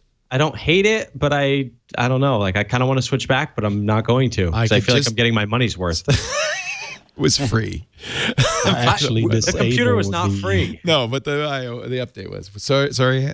I actually disabled the Microsoft Ink feature when it was added. I don't use it. Doesn't necessarily work well with the Wacom devices that I've used, so I just turned that off. So that's the only time I think about the actual Windows operating system. Is as soon as my Wacom starts wigging out, I'm wondering, did that thing get re-enabled? So I have to go and dig for it and tick that little box to turn it off. You know, I mean, this is a pad. I have a touch screen. I have a thing, but this Windows Ink workspace. What? I've never used that. What is that? What? Huh? Come on, man. What do I want that for? So you're right. It's not the first thing I run to. I do like Timeline though, because that lets me go back through not only the applications I have open, but websites I've been to, things I've looked at, and I really like that. Documents I've worked on. That is a very nice feature. Plus, it exposes the desktop feature, which is really nice. And that works with Android now. If you use the Microsoft Launcher, if you're part of the 5.0 beta, which is really, really nice, you can now, and if you use like Edge on Android and everything, it syncs up your Android history to Timeline as well. Wow. And so you get that and so you can view your PC history on your phone, which is really neat. If you're working behind a computer all day, you're running out for dinner, you want to show someone that article. My favorite feature about Timeline is search. You just type in a couple keywords, and it goes back months, and it'll figure out, oh, this is the article that you read. And that, to me, is really cool. There's a lot of stuff in 1809. It's just a lot of smaller things. Changes to Edge, of course. There's a lot of changes that went on in there for some inking support, more changes in the way the menus look. Now they're sensitive, so if you use a mouse cursor, the menus are small and compact, versus if you go to touchscreen, they automatically are larger, so they're touch enabled. So there's just more refinements, I would say, to the system. There just isn't like a huge feature. And so I think that's what everybody's looking for. But we're kind of at the stage now where we're just doing refinements. Plus, they're working on the back end of the operating system to make for the next, Windows Core OS, basically. I think I open Edge about twice a year. Try it. It's only for the Apple events. You know what? I'm using it. I use it a lot now. I even use it on my Android device. That is saying something. Wow. Yeah. I always feel so bad opening up Edge and then downloading Chrome. Well, the really annoying thing is every time you use Edge to do anything in Google land, Google would say, would you like to use a safe browser instead? I find it so condescending and so annoying. And I wish they'd stop. No, I'm using Edge. I'm fine. Thanks, Mom. I use Edge on iOS, so. Oh, no, come on. Oh, man. I know, crazy talk. That's really. Get dark mode. It's got an ad blocker built in. Dark mode. So Tuesday we will hear. I can't think of a single product announcement that has been more leaked ever. Yes. Samsung does a terrible job of keeping this stuff quiet too, but we know more about the Pixel 3 than it's ridiculous. Now, Ant, you had an interesting theory. You think that Google's leaking this stuff. Yeah, and I can't necessarily say I follow that logic, but there's no way a company as large as Google or Alphabet or whatever you're calling them these days has this much of a security problem as far as things just that are internal just leaking out on a regular. It's almost like a regular basis now. I'm waiting for the next notification to pop up on my phone in the hour that says here's another Pixel 3 view. I woke up this morning and Engadget had bought one. What sense is that? I don't get it. So I'm assuming that PR figured, let's try to put a little more buzz out there before the show. But is that to dampen iPhone sales? I mean, what's the point? I don't think so. No, they can't. They sold 4 million of these Pixels last year. That's not even a blip on the radar for the average person. Right. So it doesn't. All the PR in the world does not matter. I mean, people, they don't even understand what a Pixel is, and so I don't think that's it. I think it really comes down to, there are in the works before a launch. There's they have to make documents, they have to make review documents, they have to get the product to places, they give briefings to certain reporters on things, and those are all points of failure that could potentially happen. And I think that's what we're seeing here. Getting the phone a couple weeks early. I mean, look, it was one shop in Hong Kong. I mean, we've seen Best Buy they sold the Chromecast early, the new one. So it's just, there's a lot, in this world that we live in, if you're launching products kind of day and date, like right after the announcement, there's a lot bigger chance for things to happen. And even with Apple, we see this stuff happening, and they have the best PR in the business. Fair enough. Seems like Apple is really a lot more locked down when it comes to what is being shared to the public and the masses. It doesn't get leaked out until it reaches the supply chain. Right. But they do get a lot of leaks now. They do. They get leaks once China's got it. I think they kind of put more of the leaks out there than Google would. Google, it's like they would. I don't know. I feel like the Pixel is such not a issue for like most people. It's like it's not like my mom is sitting there like excited about the new Pixel, although she is because she has one. So I've made her get one. Okay. So she actually is. But my point is, even as a Pixel user, she doesn't even really understand like what makes the next one better. So for the average person, like I think they'd be more interested in what's the new iPhone. Obviously, iPhone rumors are huge. Samsung and so to a lesser extent. But those are big as well. So I don't know. I just think it's just Google the way, I don't know. They're the ones that own the search engine, and they're getting this stuff leaked on their search engine. So I'm probably the one Pixel person that's had both the original Pixel and Pixel 2. Oh, I've had them all, baby. Really right here. Give a crap about Pixel 3. I love the Pixel. The only reason I want the Pixel 3 is for the speed, because the 2 has slowed down to me. Has it really? Yeah. That's always the knock on Androids, is they get slower over time. There was I don't know, if you did the first update to 9, it was really bad, and then it came back. It did. I have a Pixel 2 XL, and I'm very happy with it, and I haven't noticed a speed drop. And one of the reasons I pull it out a lot is the camera. Yep. And many agree that even with the iPhone XS Max. Say it right now. Say it right. Even with the iPhone XS, that this phone has a better camera, even though it's a year old now. So I tell you what, I'm going to be paying attention to on Tuesday, and I'm going to be here 8 a.m. with a live stream. Hard life, man. That's a hard life, man. 8 a.m. Look at Ann. I'm an old man. New York to go to this thing. I've arranged my life so that I don't have to show up till 11 every morning. Hey, I salute you, Mr. Laporte. I only work 4 days a week. To make me come in at 8 a.m, that's unhuman. So you're flying to New York for this, Rich? I'm going tomorrow. Oh, your mic. There you go. Your mic fell out. Oh, yeah. Sorry, Mike. Yeah. So okay, I'll tell you what I'll be looking for, and you can look for it for me. What's the camera? Is it new? Is it different? Is it better? Apparently, according to the phone that was sold in Hong Kong, it's the 13.2 pixels or something. It's not the 12 megapixel. They added a megapixel? They added let's see. What is it's 12 no, I'm sorry. Engadget says it's a 12.2 megapixel main camera, a pair two 8 megapixel front facing cameras. So That's it has the wide selfie. Yeah, for the XL. Yeah. It's a 6.3 inch screen, Qualcomm 845 chipset. The one that he bought in Hong Kong, This is Engadget editor Richard Lai says it only had 4 gigs of RAM. Yep. That's a little lightweight, but there may be other models. Remember, he just got one. It does have a notch, which is so disappointing. I don't care people about been the ripping notch. on that notch. Yeah, I don't care. I mean, I'm fine with the notch. Well, it doesn't bother me on an iPhone. I understand why. The idea is you don't want any bezels, so you have to have something so that you can put cameras there. It's the chin. It's the combo of both. But that's the problem. They still have a chin. The It's not chins like I they have got beef rid of the with. chin. Yeah, I have a beef with the chin. If you're going to cut something down, cut that away a little bit. Yeah, Just a little bit, because Yeah. I don't mind bezels to an extent. Yeah. I mean, we don't understand the manufacturing vicissitudes, the exigencies. There may be reasons you have to have you can't have a screen go all the way down there. They also took out the headphone jack last year, and it bothers the hell out of me. Yeah. But see, the fact that they're including the USB-C headphones now, I think is huge, because that was a big sore point for me, even though I use Bluetooth headphones, but I still sometimes just like to have something. Let's say you're doing a Skype call and you want to just plug in to your phone, it's like, or listening to music, or your batteries are dead. And the fact that you can't find a decent pair of USB-C cheap kind of headphones on anywhere, this is big to me. So the fact that they're in the box, I think, is very nice.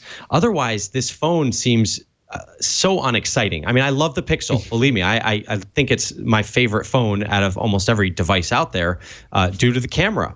But I don't see this as being any sort of, there's nothing they're adding to this as far as I can tell that makes this any better than the iPhone. The iPhone is still a better creator device, where you can, record videos and stuff like that, and edit stuff on it. This is just a great camera. It's like a one-trick pony once again. So I don't know. But it's also, and I always say this, if you're going to get an Android phone, get it from Google. At least you'll get the updates. You'll be secure, relatively secure. That's the big challenge for me with Android. I love Android, but it's it feels like it's dangerous to use an Android phone compared to an iPhone. But I like the flexibility. I like widgets. I just think, Android is a better operating system if they could just, The other thing that Google does that Apple stopped doing is Apple stopped putting a headphone adapter in the box. Google is going to have a USB-C to 3.5 millimeter dongle. Wireless charging too. That's a good addition. Wireless will be nice, because the current Pixel 2 does not have that. I'm still not. I have the Pixel 2. It's a fine phone, but I find it extremely boring. And besides taking good photos, I just got really bored with it. And that's not even a negative, in the sense that I feel like this is just like what we're talking about Pixel 3. The industry, the technology has stabilized, it's plateaued. Yeah. And so the returns for sure. Yeah, so each year it's like, even this year with the iPhone, and it's not bad. It's just that means it's like how I don't get that excited over new TVs or a new refrigerator. Right. 20 years ago, my refrigerator would have been rocket science. It makes ice, crazy. Whoa! But now it's like, okay, it's a fridge, it's amazing. Right? It's like this with phones now. And I feel kind of bad ripping on like the Pixel 3, because I'm sure it's a fine phone. It's hard to get blown away by this stuff. Like wireless charging. Okay, I had it in 2012 with my Lumia, Throw a party. Well, I think previous Google phones have even had wireless charging. I mean, that's the challenge. Like for me, if we're doing a story for Mass America, the way I am on local excited? news, it's like, well, how do I even say like literally, I will have this phone in hand on Tuesday, and it's like, how do I say what's new about this thing? I mean, you have wireless charging, and the camera is just as good, except now you can take a wide selfie. I mean, that's really kind of a tough sell. All right, I'm going to try to help you here. Thank God I don't have to do this anymore, but I'll try to help you. So one thing that means it's no longer a metal back. If you're going to have wireless charging, they're going to have eliminated the metal back. So that's interesting. There's a new. It's more. It can break more now, basically. Yeah. So it's more vulnerable. So that's actually important. Yeah. Here was a big thing people seemed to have forgotten, but when the Pixel 2 came out, the XL especially, people were saying this OLED screen is awful. It's got burn-in. Remember that? Yeah. For weeks, people were... Blue hue. Yeah. And it isn't, let's face it, it's not a great screen. No. So I'll be interested if Google's fixed that problem, because they, I think it was a supply issue that Apple and Samsung had all the OLED screens and Google got what was left over. maybe they've solved that problem. So I'll be curious to see. And you know, my test on the screen is with scrolling. If you scroll on the Pixel 2, it just it can't handle it. The colors get distorted in weird ways and stuff. It's just not a great screen. So I'm hoping that will be fixed. I do believe Google has the best camera technology. I don't know how you explain to mom and pop America, but how computational photography is changing. The only way to explain it is to take the Samsung approach and make it all about that dual selfie camera, because that's the stuff that sells. Yeah. As much as Apple's doing that too with the portrait mode. I mean, they finally have a slider in there that can change the background. That's pretty hard to explain, though, why that's a good thing. Even saying the word bokeh is, it's like, I mean, and I always say it's a blurry background because I do love that effect, and people love that. Yeah, people do. Yeah. I mean, it's just, it's one of those things where do you buy a phone based on the fact that it does that? And I guess Apple has proven that they've gotten that feature because Samsung had that feature for a while, right? Oh, yeah. You had the slider forever. Yeah. Right. And once Apple did it, it was like the same thing with wireless charging. It's been on Samsung phones that's going back, I can't even remember how long, a while. And as soon as Apple did it, it became exciting. It's like now you've got, and wireless is everywhere. And the same thing with Apple Pay. It's like you've got, once Apple Pay came into play, everyone is now talking about mobile payments. When, you had Samsung Pay, you had Google Pay, I feel like was around even before Apple Pay. Here's where your audience is going to be so excited. The new Pixel charging stand. I'm excited about this personally. I actually want that, Mr. Laporte. Because think about it. Now you can have this on your bedside table. I already have one. I've had one for years. So have I, but it plugs in. No, but I have a wireless easel that I charge all my wireless phones on, the Samsung, not your Pixel 2. iPhone, but not the Pixel 2. Don't keep your phone by your bed. That's even the better choice. And just get a good night's sleep. Are you one of those people? Wait a minute. You lock all your hardware up when you go to bed? Okay, so just confession, I was actually a sleep technician for many years in New York City while Cornell Medical School. What? And so that's what I did for a living. You're a sleep expert. Sleep. And so I don't keep any technology in my bedroom. There's a TV. That's it. This whole blue light thing, though, that's completely a scam, right? No, that's 100% accurate.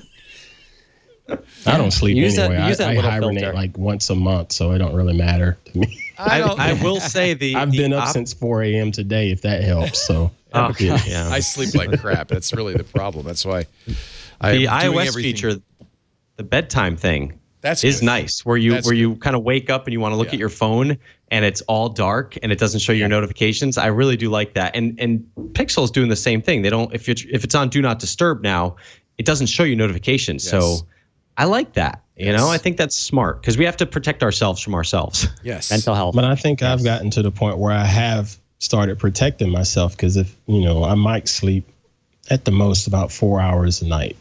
You got to talk to this guy, Daniel. He's a trained professional.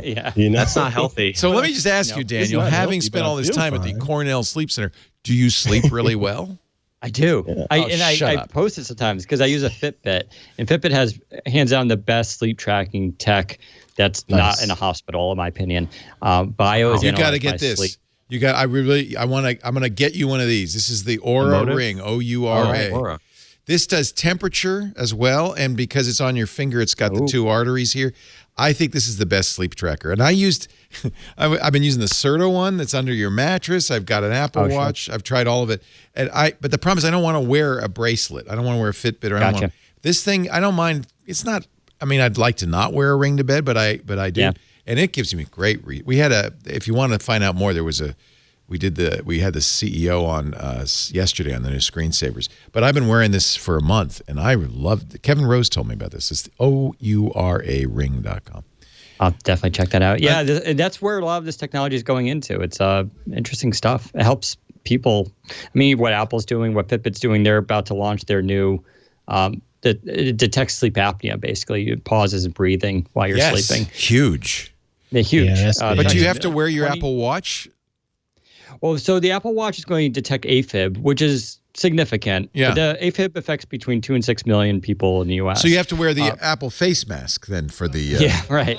But the Fitbit with sleep apnea is between 20 and 30 million people. Oh, it's a huge And if you one. get diagnosed with sleep apnea, we automatically check for AFib. So you get. Right. I find the Fitbit system better. How can it detect sleep apnea?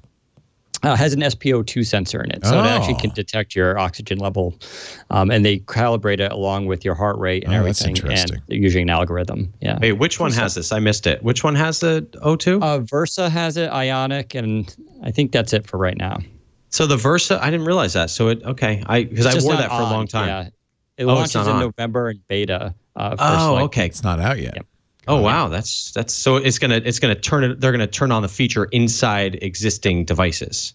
Exactly. Oh, that's big. That's really big. Yeah. Very nice.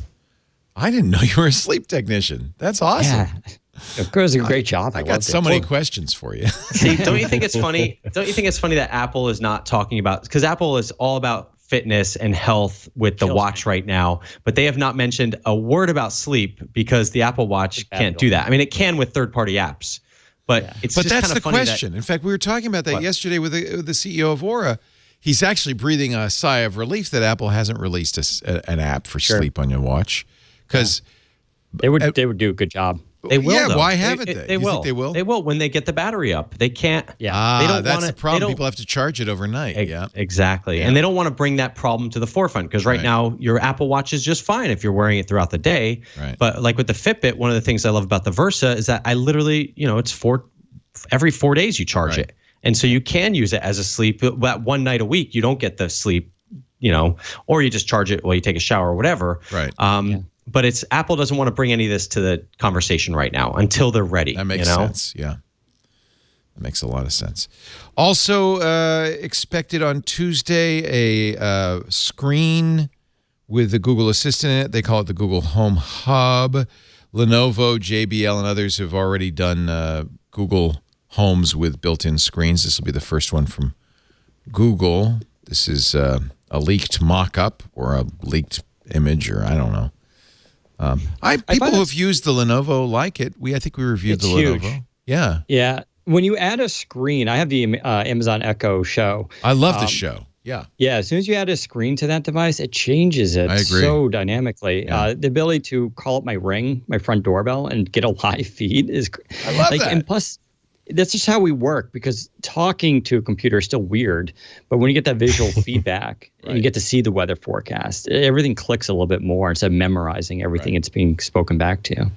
This will have YouTube versus the show, which doesn't the show not have YouTube? It had YouTube, then they kicked YouTube off, then YouTube came back, then I think it's gone again. I can't remember. It's Amazon and Google don't seem to like each other too much. No. But again, this is another device that's pushing us into that Google, or you have to choose. Do you want to be silo. Google? That's right. It's a silo. And this is pushing us because you know that this is going to work with Nest, but probably not with the Ring, I'm guessing. Oh, it'll work with the Ring.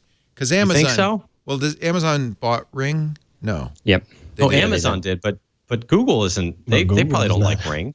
Well, I don't know. That's interesting. Does the show works with our Nest, doesn't it? I think it does. Oh, it's so good. You're right. That's the problem. And consumers go, oh, screw it. I'm going to buy the Amazon thing and all the things that Amazon makes. Right. Or I'm going to buy the Google thing and all the thing Google makes. They're not going to spend the time saying, well, will the Nest work with the Echo? They're not going to bother. They just say, yeah. No, and then there's Apple. There's also going to be a new Chrome tablet, the Pixel Slate. Man, there's nothing. I'm going to get up at 8 a.m. and I could just be reading this article from The Verge. We'll just have more specs. Yeah. Specs and prices. Leaks. I was going to say early on there was like a conspiracy theory that these leaks were purposefully wrong. That everything like the Pixel 3 was like. Wouldn't that be wild? That wasn't. But now I think it is just too much stuff out there. Yeah. Like, if it is, it's like the biggest PR stunt ever. Yeah. Okay. And I would give them their credit for that. I want somebody to do a bunch of stuff, and then all of a sudden you're like, mock-ups. Man, we don't have this huge bucket at the top of this. Just throw it away. We're not doing it, Notch. Notch, you suck. And we're putting the headphone jack back. Take that. I would bow down. I would buy 5. That would be amazing. I would say I'll just to honor your.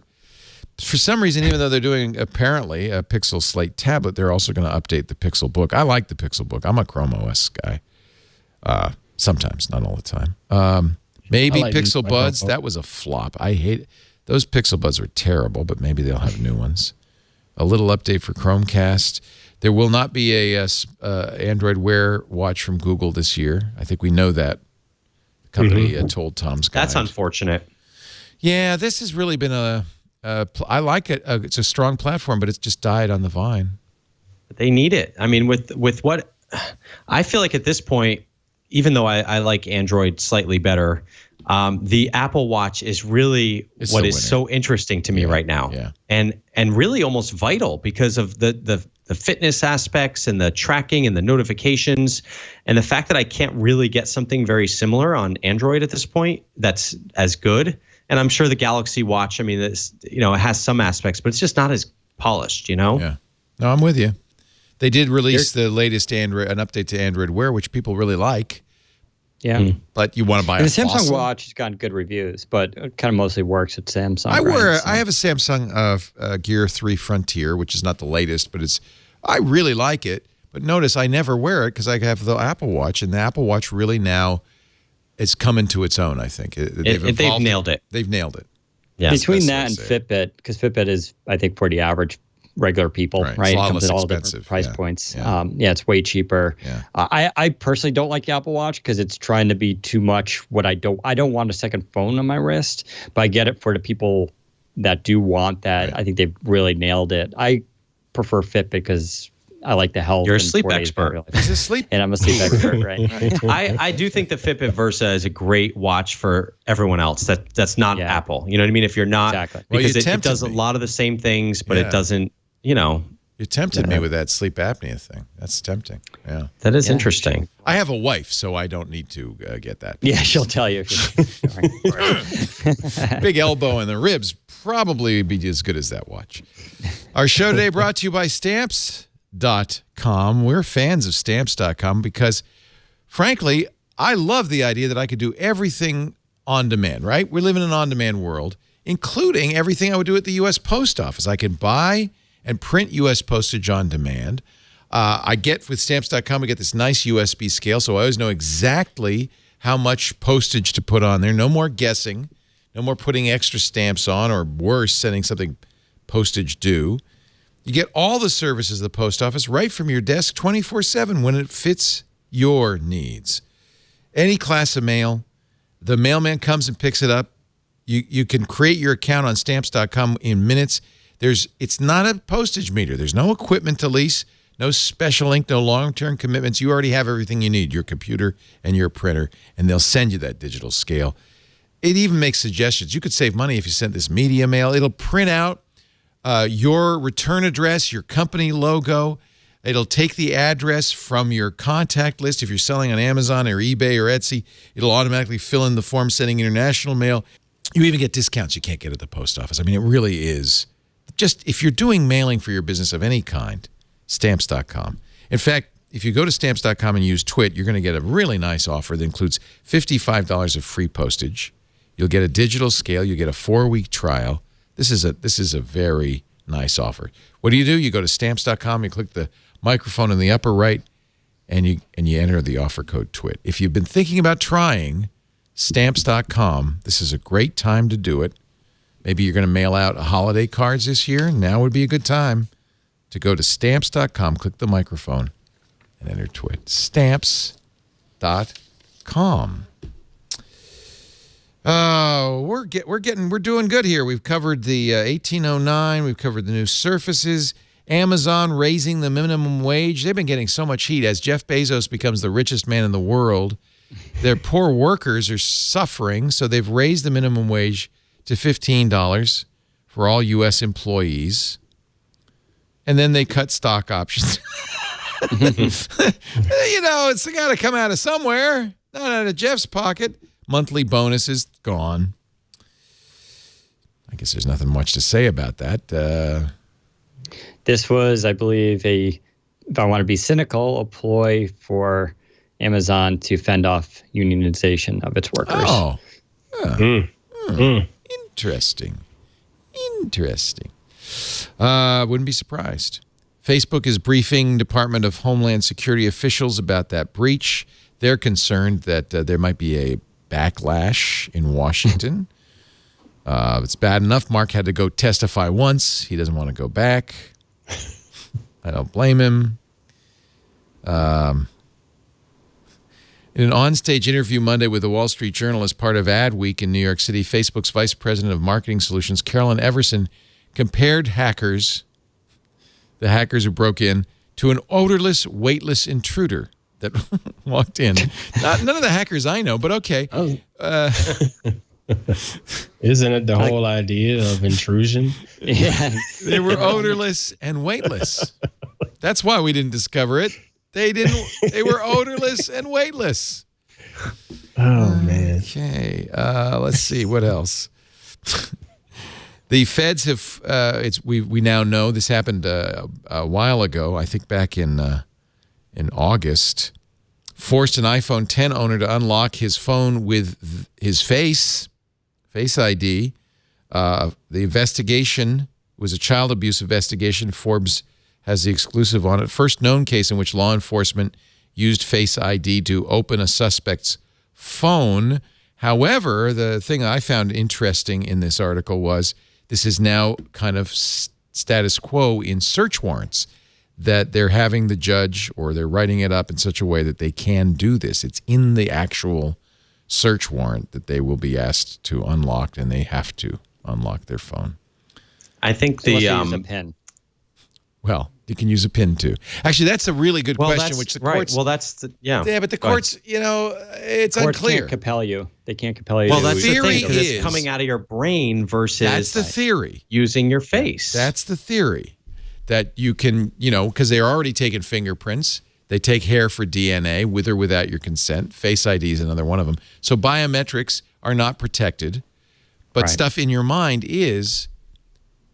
But I would like to point out, we're still waiting really for the definitive court case on this. True. So in theory, but I wouldn't, you know what? Just erase your damn phone. Now you got to do the power. Was it the power button and the volume key? Yeah. Hold them. Yes. And you go to Yeah, hold SOS them down. mode, and then That's that'll gotta- That's got to really annoy. And then that triggers the where you have to put your pin in. pin it. Don't do it in New Zealand, though. If you're going into New Zealand, travelers refusing digital search now face a fine of up to $5,000 for custom. Even Worth it. Worth it. If you're a criminal, Well, it doesn't look $5,000 like I'll be might visiting Trey Ratcliffe Worth it. anytime soon. They man. say they won't look at your cloud.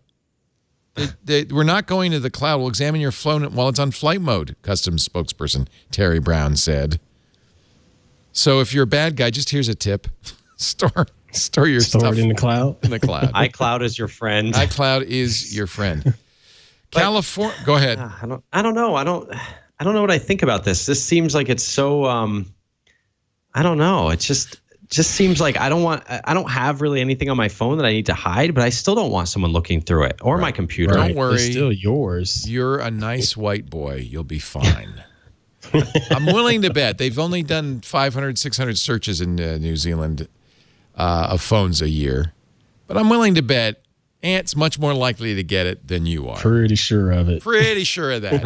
And if Ant would wear a turban, we should do a little test just to see. Well, Because I Are come you and go going from with the me? United States. They barely look at me. They go, yeah, go on. The sad truth. There was a Get flagged. line. If I get tan too much, I get flagged. Yeah, Rubino, definitely. Look I at don't know him. what I am. They're like, What are you? What are you? Are you from Russia? You look suspicious.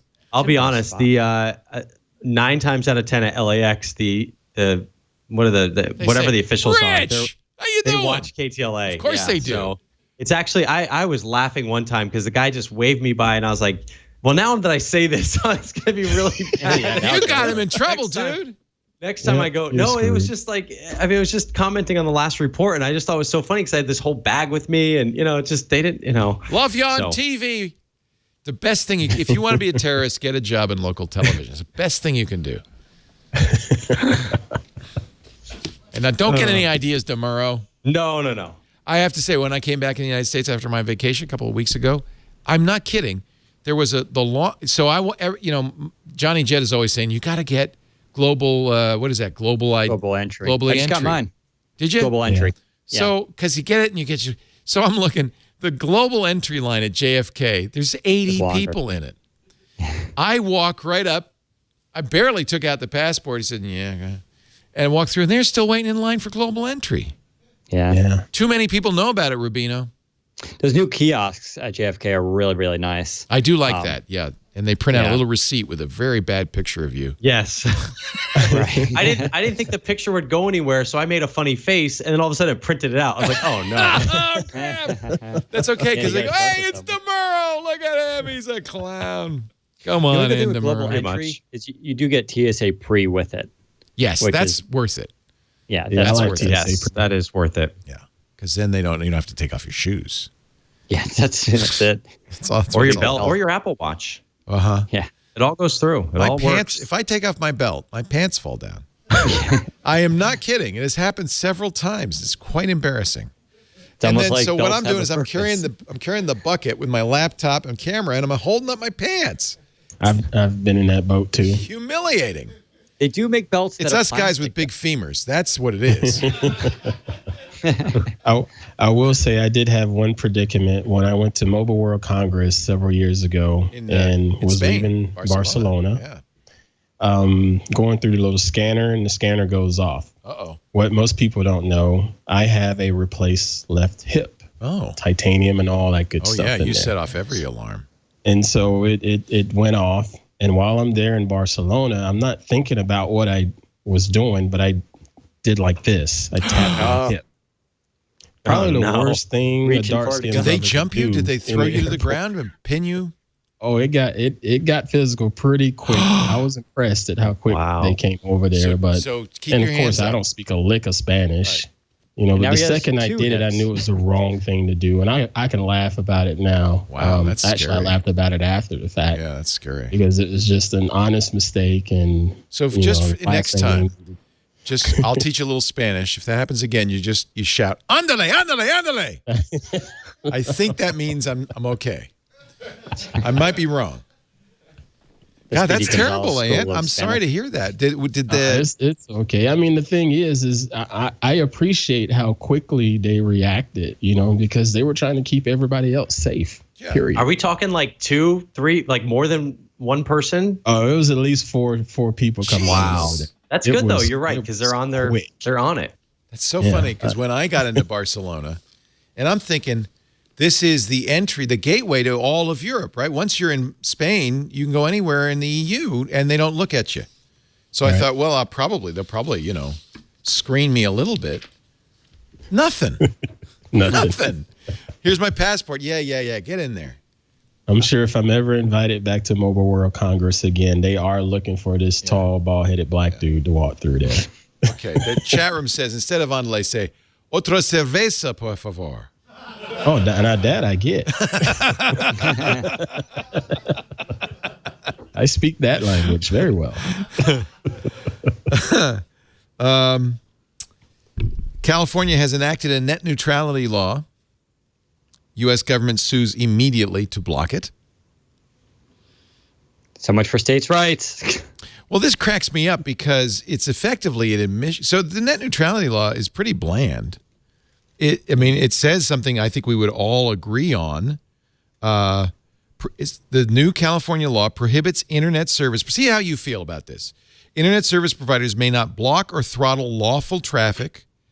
They may not require fees from websites or online services or to deliver or prioritize traffic to consumers. It bans paid data cap exemptions. That's 0 rating, right? So you get free Spotify. And says that ISPs cannot attempt to evade net neutrality by slowing down traffic at network interconnection points. That's all it says. So this is why I'm blown away, because immediately the U.S. government says, no, we can't have that. And immediately AT&T and Verizon says, we're suing. How dare you? You don't agree that none of that should happen? Wait a minute, didn't Ajit Pai said none of that would happen, that you don't need this regulation? Didn't he say that? So why are they suing? What are you worried about? As someone who lived through that Verizon Netflix issue years ago where Verizon was supposedly They were blocking throttling Netflix. It was the interconnect, right? Yeah. I mean, this is just nonsense, and especially for if you're a Republican and conservative, this idea that states should be able to regulate their own kind of commerce and make their own laws. I'm no lawyer, but it is in the Constitution that when it comes to interstate commerce, that's a federal thing. No state may, and so they're saying, well, this is interstate commerce. Yeah. The state is saying this law was very carefully written because, of course, they knew that would be the hook. It's been very carefully written not to interfere with interstate commerce. And they say, but wait a minute, there is no federal regulation. The FCC struck that federal regulation. So we're not interfering with the feds at all. We're just saying here in California, we want this. Problem is, AT&T doesn't, and Verizon doesn't. And they're the ones who bought the federal legislature and apparently the FCC. Here's a law nobody would sue against. California law is now banning bots from pretending to be human. I like this one. This got kind of scary. When I called a hotel, I was at Ignite a couple weeks ago with Microsoft, called the Hyatt, and it was a bot picked up. But they're getting so realistic now. You can kind of tell it was fake, but it was a human talking, like human voice. But then when you would give your answer, be like, are you interested in reservations? And you'd say like reservations. And then you'd hear a keyboard clicking. Like it was actually typing. AT&T does that. See, they're trying to trick you. That's bad. Well, it gives you the it's like a filler, obviously, as while it's looking up the information, but it does simulate a lot like you're talking to a person. Well, it's the same argument that Google made with the duplex. That's why they passed this law, because of that. And the because they said, that makes it more natural, but they're using that time to kind of compute things as well. Right. So, sure. I mean, it's weird. I mean, California law should say, the bot has to say working instead of or typing. Working. California, as long as it works, I don't care. Just make it work. No, so the problem there, though, is it's not so much if I'm calling the Hyatt, right? I'm expecting someone like that. It's if I get a call that could be a bot and I don't know, that's the issue. Like, you could do a lot of deception here. You think about it, if you can program bots to randomly call people, this is like the new war dialing of 2020. Well, and you can see the point of it when you read the text. It says the measure bans automated accounts from pretending to be real people in order to, quote, incentivize a purchase or sale of goods or services in a commercial transaction, or to influence a vote in an election. So is this? Yeah. They don't want somebody to call up saying, "Hi, this is Rich DeMuro, and I'd like to sell you a condo." Right? Okay. Well, with this, I want you to robocalls vote. Are already so terrible, but I mean, this is kind of like another. I mean, it's just. These bots are, it's weird because on one side, they are kind of useful for certain things. Like when you're interacting with an airline, like I always kind of avoid all this stuff because I feel like just the human could do it better. But, now if you see Bank of America is advertising that new thing called like Erica, and it's like you can ask her your credit score. Hey, Erica, what's my credit? It's really weird, the world that we're living in, because these things can be useful. It's better than a very elaborate tree, right? Press 1 to do. But I think the real concern here is election tampering. Really, that's really what this is all about. California California is now on the forefront. There's a vacuum in D.C., so California is now going to outlaw weak password use. Wow. Starting in 2020, manufacturers of connected devices will have to build in reasonable security features, including better password protection. Now, it's still a bill. It's not a law yet. But it's interesting that lawmakers are getting into this. That. Yeah. That's smart, actually, because it's, again, going back to protecting ourselves from ourselves, because I don't know if the first time you got a router from one of these companies like AT&T or Verizon where it was like a different code at the bottom, like it had like a unique Wi-Fi code. Yeah. Instead of the universal. That was good. Yeah.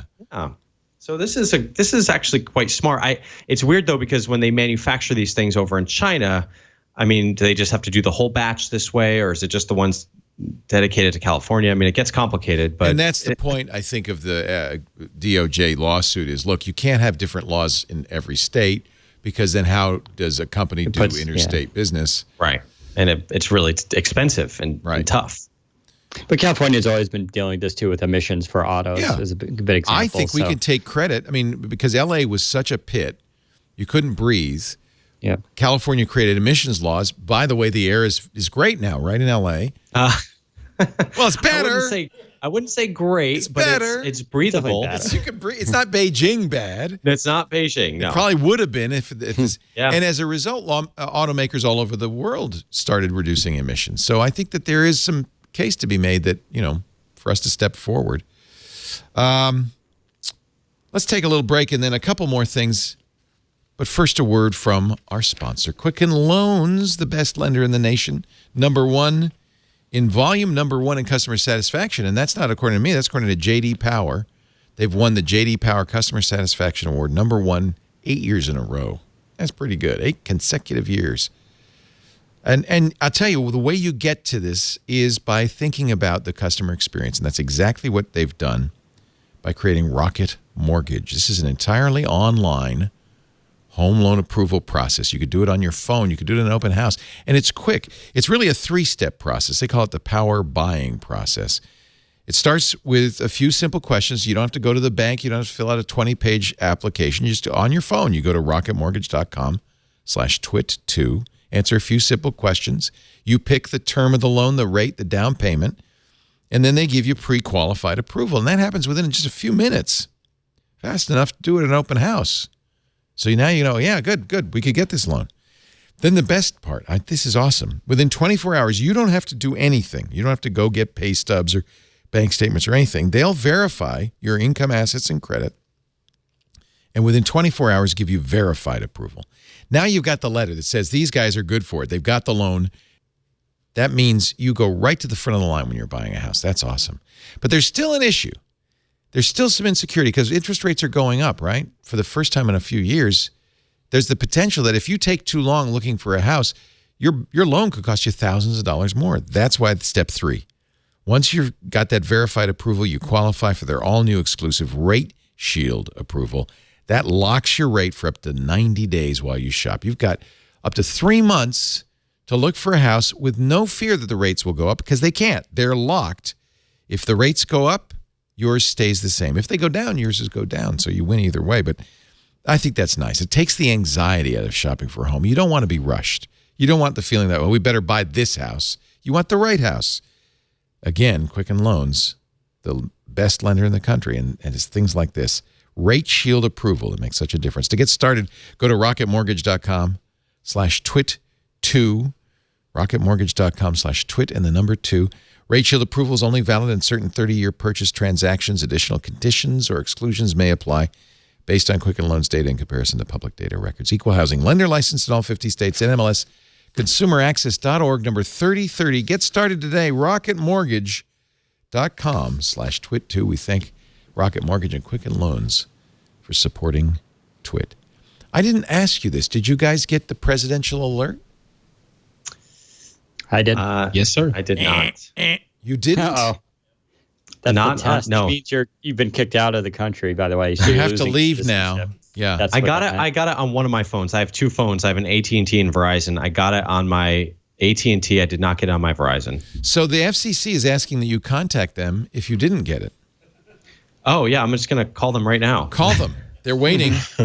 A van will come by your house. Yeah, they'll be popping in. We were looking for you, Rich. This is how we. No, is it's how funny we that were you gonna say find that you. because if I was here and you saw the video on our promo, I had 4 phones in front of me. 3 went off, 1 did not. And it was my iPhone. And I'm wondering, it's on T-Mobile, but we use a femtocell, one of those little microcells. I'm wondering if that's why it didn't go off. Lisa's didn't either. She's also using the T-Mobile iPhone. Did yours go off, John? You weren't here. Mine was an iPhone that didn't work, the Verizon one. My Pixel I actually had it off because I was traveling. As soon as I turned it on, it did come through like instantly. So it's not, I mean. Did you talk about this on KTLA? Did you warn people? Because I think a lot of people were worried when they saw the words presidential alert. Yes. Oh, yeah. This was a talker. I mean, the story that, it was just funny how it was like the president texting us or tweeting us or whatever, which isn't really the case. But the biggest question was how to turn this off, which you can't do. No, you can't. It's permanent. So I did have one phone that was a little different than the others. I got this alert, and I thought this was a little strange. From Cthulhu, no action is needed. He will find you. I don't know. That's from Reddit. Obviously a fake. Oh, man. Well, at least the system sort of works. I wonder how many spam texts we're going to see in the next week. Yeah. Presidential alert. Time to buy that condo. Or download this app by clicking this link. Yeah. And, Yeah. Well. Hey, Rich, it's been great having you on. Please come back. Rich DeMuro. I will. Thank you. KTLA. You can read his stuff, follow him, and get this podcast at richontech.tv. Richontech.tv. I think a lot of people were familiar with you from CNET. And where else have you been? You've been all over the place. CNET, let's see. Yeah, I mean, CNET was my big kind of tech world thing. And then I've done a lot of local news. I was, nice. Channel 1 News also, if you're familiar with that. That was in high school. So that was kind of my dream job. You were on Channel 1 in high school? That's awesome. Channel 1. That was like my... That's how you got started? No, not how I got started. I worked there. But Channel that was like 1 my dream. Was for schools only, right? Yes, and I think it went out of business just recently. I think it's over. Yeah, I think you're right. But that was amazing because it was like young kids that didn't know how to do anything, but they had these really like older producers, which by the way were probably like 30 at the time. Yeah, they felt old, right? They felt old, and they had, they were the ones that were kind of driving you and helping you do everything. But I learned so much there about how to create news and what an make stories and all that. Yeah, it was really, really neat. Here, the farewell. Here's the farewell from Channel 1. Oh, so news. sad. Yeah. I mean, this is what made me want to become a journalist. I'll be honest. This was. Goodbye. Nice, clean cut people. All out representing everyone. Every demographic in the nation. We've got one Asian woman, 2 African Americans, and 1 stud. They didn't ask me to do a. Were you in the stud category, Rich? No, I was not the stud. Okay. I was like the skinny dorky guy. Oh, skinny dorky guy. You got to have one of those. Hi, I'm a nerd. Yeah. Check all the boxes. Why is Channel 1 closing? I don't know, but it is. Maybe they lost money. I don't know. Maybe they miss Rich DeMuro. Rich, you will find on KTLA Channel 5. It's Channel 5, right? Yep. Channel 5. Yep. And you're on most evenings on the evening news? When? No, I wake up at 3 a.m. every day. I'm on Lord. Every morning. Yeah. No. So, I'm on too early. 4 a.m. to 10 a.m. You got to get my schedule. I show up at 11. I love your schedule, Leo. And in fact, most people watching know sometimes not even 11. I was going to say, I've been on that live stream and seen you just sort of casually walk in. Oh, we got a show to do. My hair's all messed up. What? When I wanted to get there at 10 for the weekend show, they're like, why so early? Oh, my God. They told me you got here at 10. They weren't. I felt bad for John making him get in so early. No. John is like, I'm usually just rolling in. I get my quiet time. We have it set up. So I leave the house 5 minutes before 11. The show begins at 11:06:30. I leave the house at 5 minutes to 11. I pull up around about 11:01, 11:02, sometimes 11:03, 11:04. John by now knows he's got to be standing at the back door with it open, have the other door propped open, and the seat ready, all the buttons pushed so that I can run in and sit down and turn on the microphone and say, good morning. I got life goals right now. Yeah. I love that. I love it. I love it. I have been late, I think, twice in, I've been doing this thing since 2004. What is that? It'll be 15 years in January. Late twice, big deal. And when I'm late, you know what they do? the engineer knows about this in Los Angeles. He runs an old show. Because I say pretty much the same thing at the beginning all the time. You're giving away all your secrets, Leo. He starts running the old show. It's the same thing. Hi, Leo Laporte, the tech guy. And then I get in, and then I say, okay, at the end of this sentence, cut over to me. And then they cut over to me, and I just keep on going, and no one knows. And this is life hacking at its best. I have worked this out. You are the great Aunt Pruitt. Always a pleasure to have you on, Aunt. Thanks for filling in at the last moment. We're going to get you out of here in time for the game, right? Totally my pleasure, Mr. Laporte. Seriously. Texans, Cowboys. What are they calling it? The fracas in Dallas? All I know is it's called Sunday Night Football, and I will be watching. That's all that matters. But did they finally get Hank Jr. back singing that? Oh, no. No, those were the good old days. Man, they got some It's winner all of poppy now. I hate it. You know? I hate it. It's got to be, are you ready for some football? That's right. Both yeah. That's Daniel Rubino. He's wondering how he got into this country. And so are we, frankly.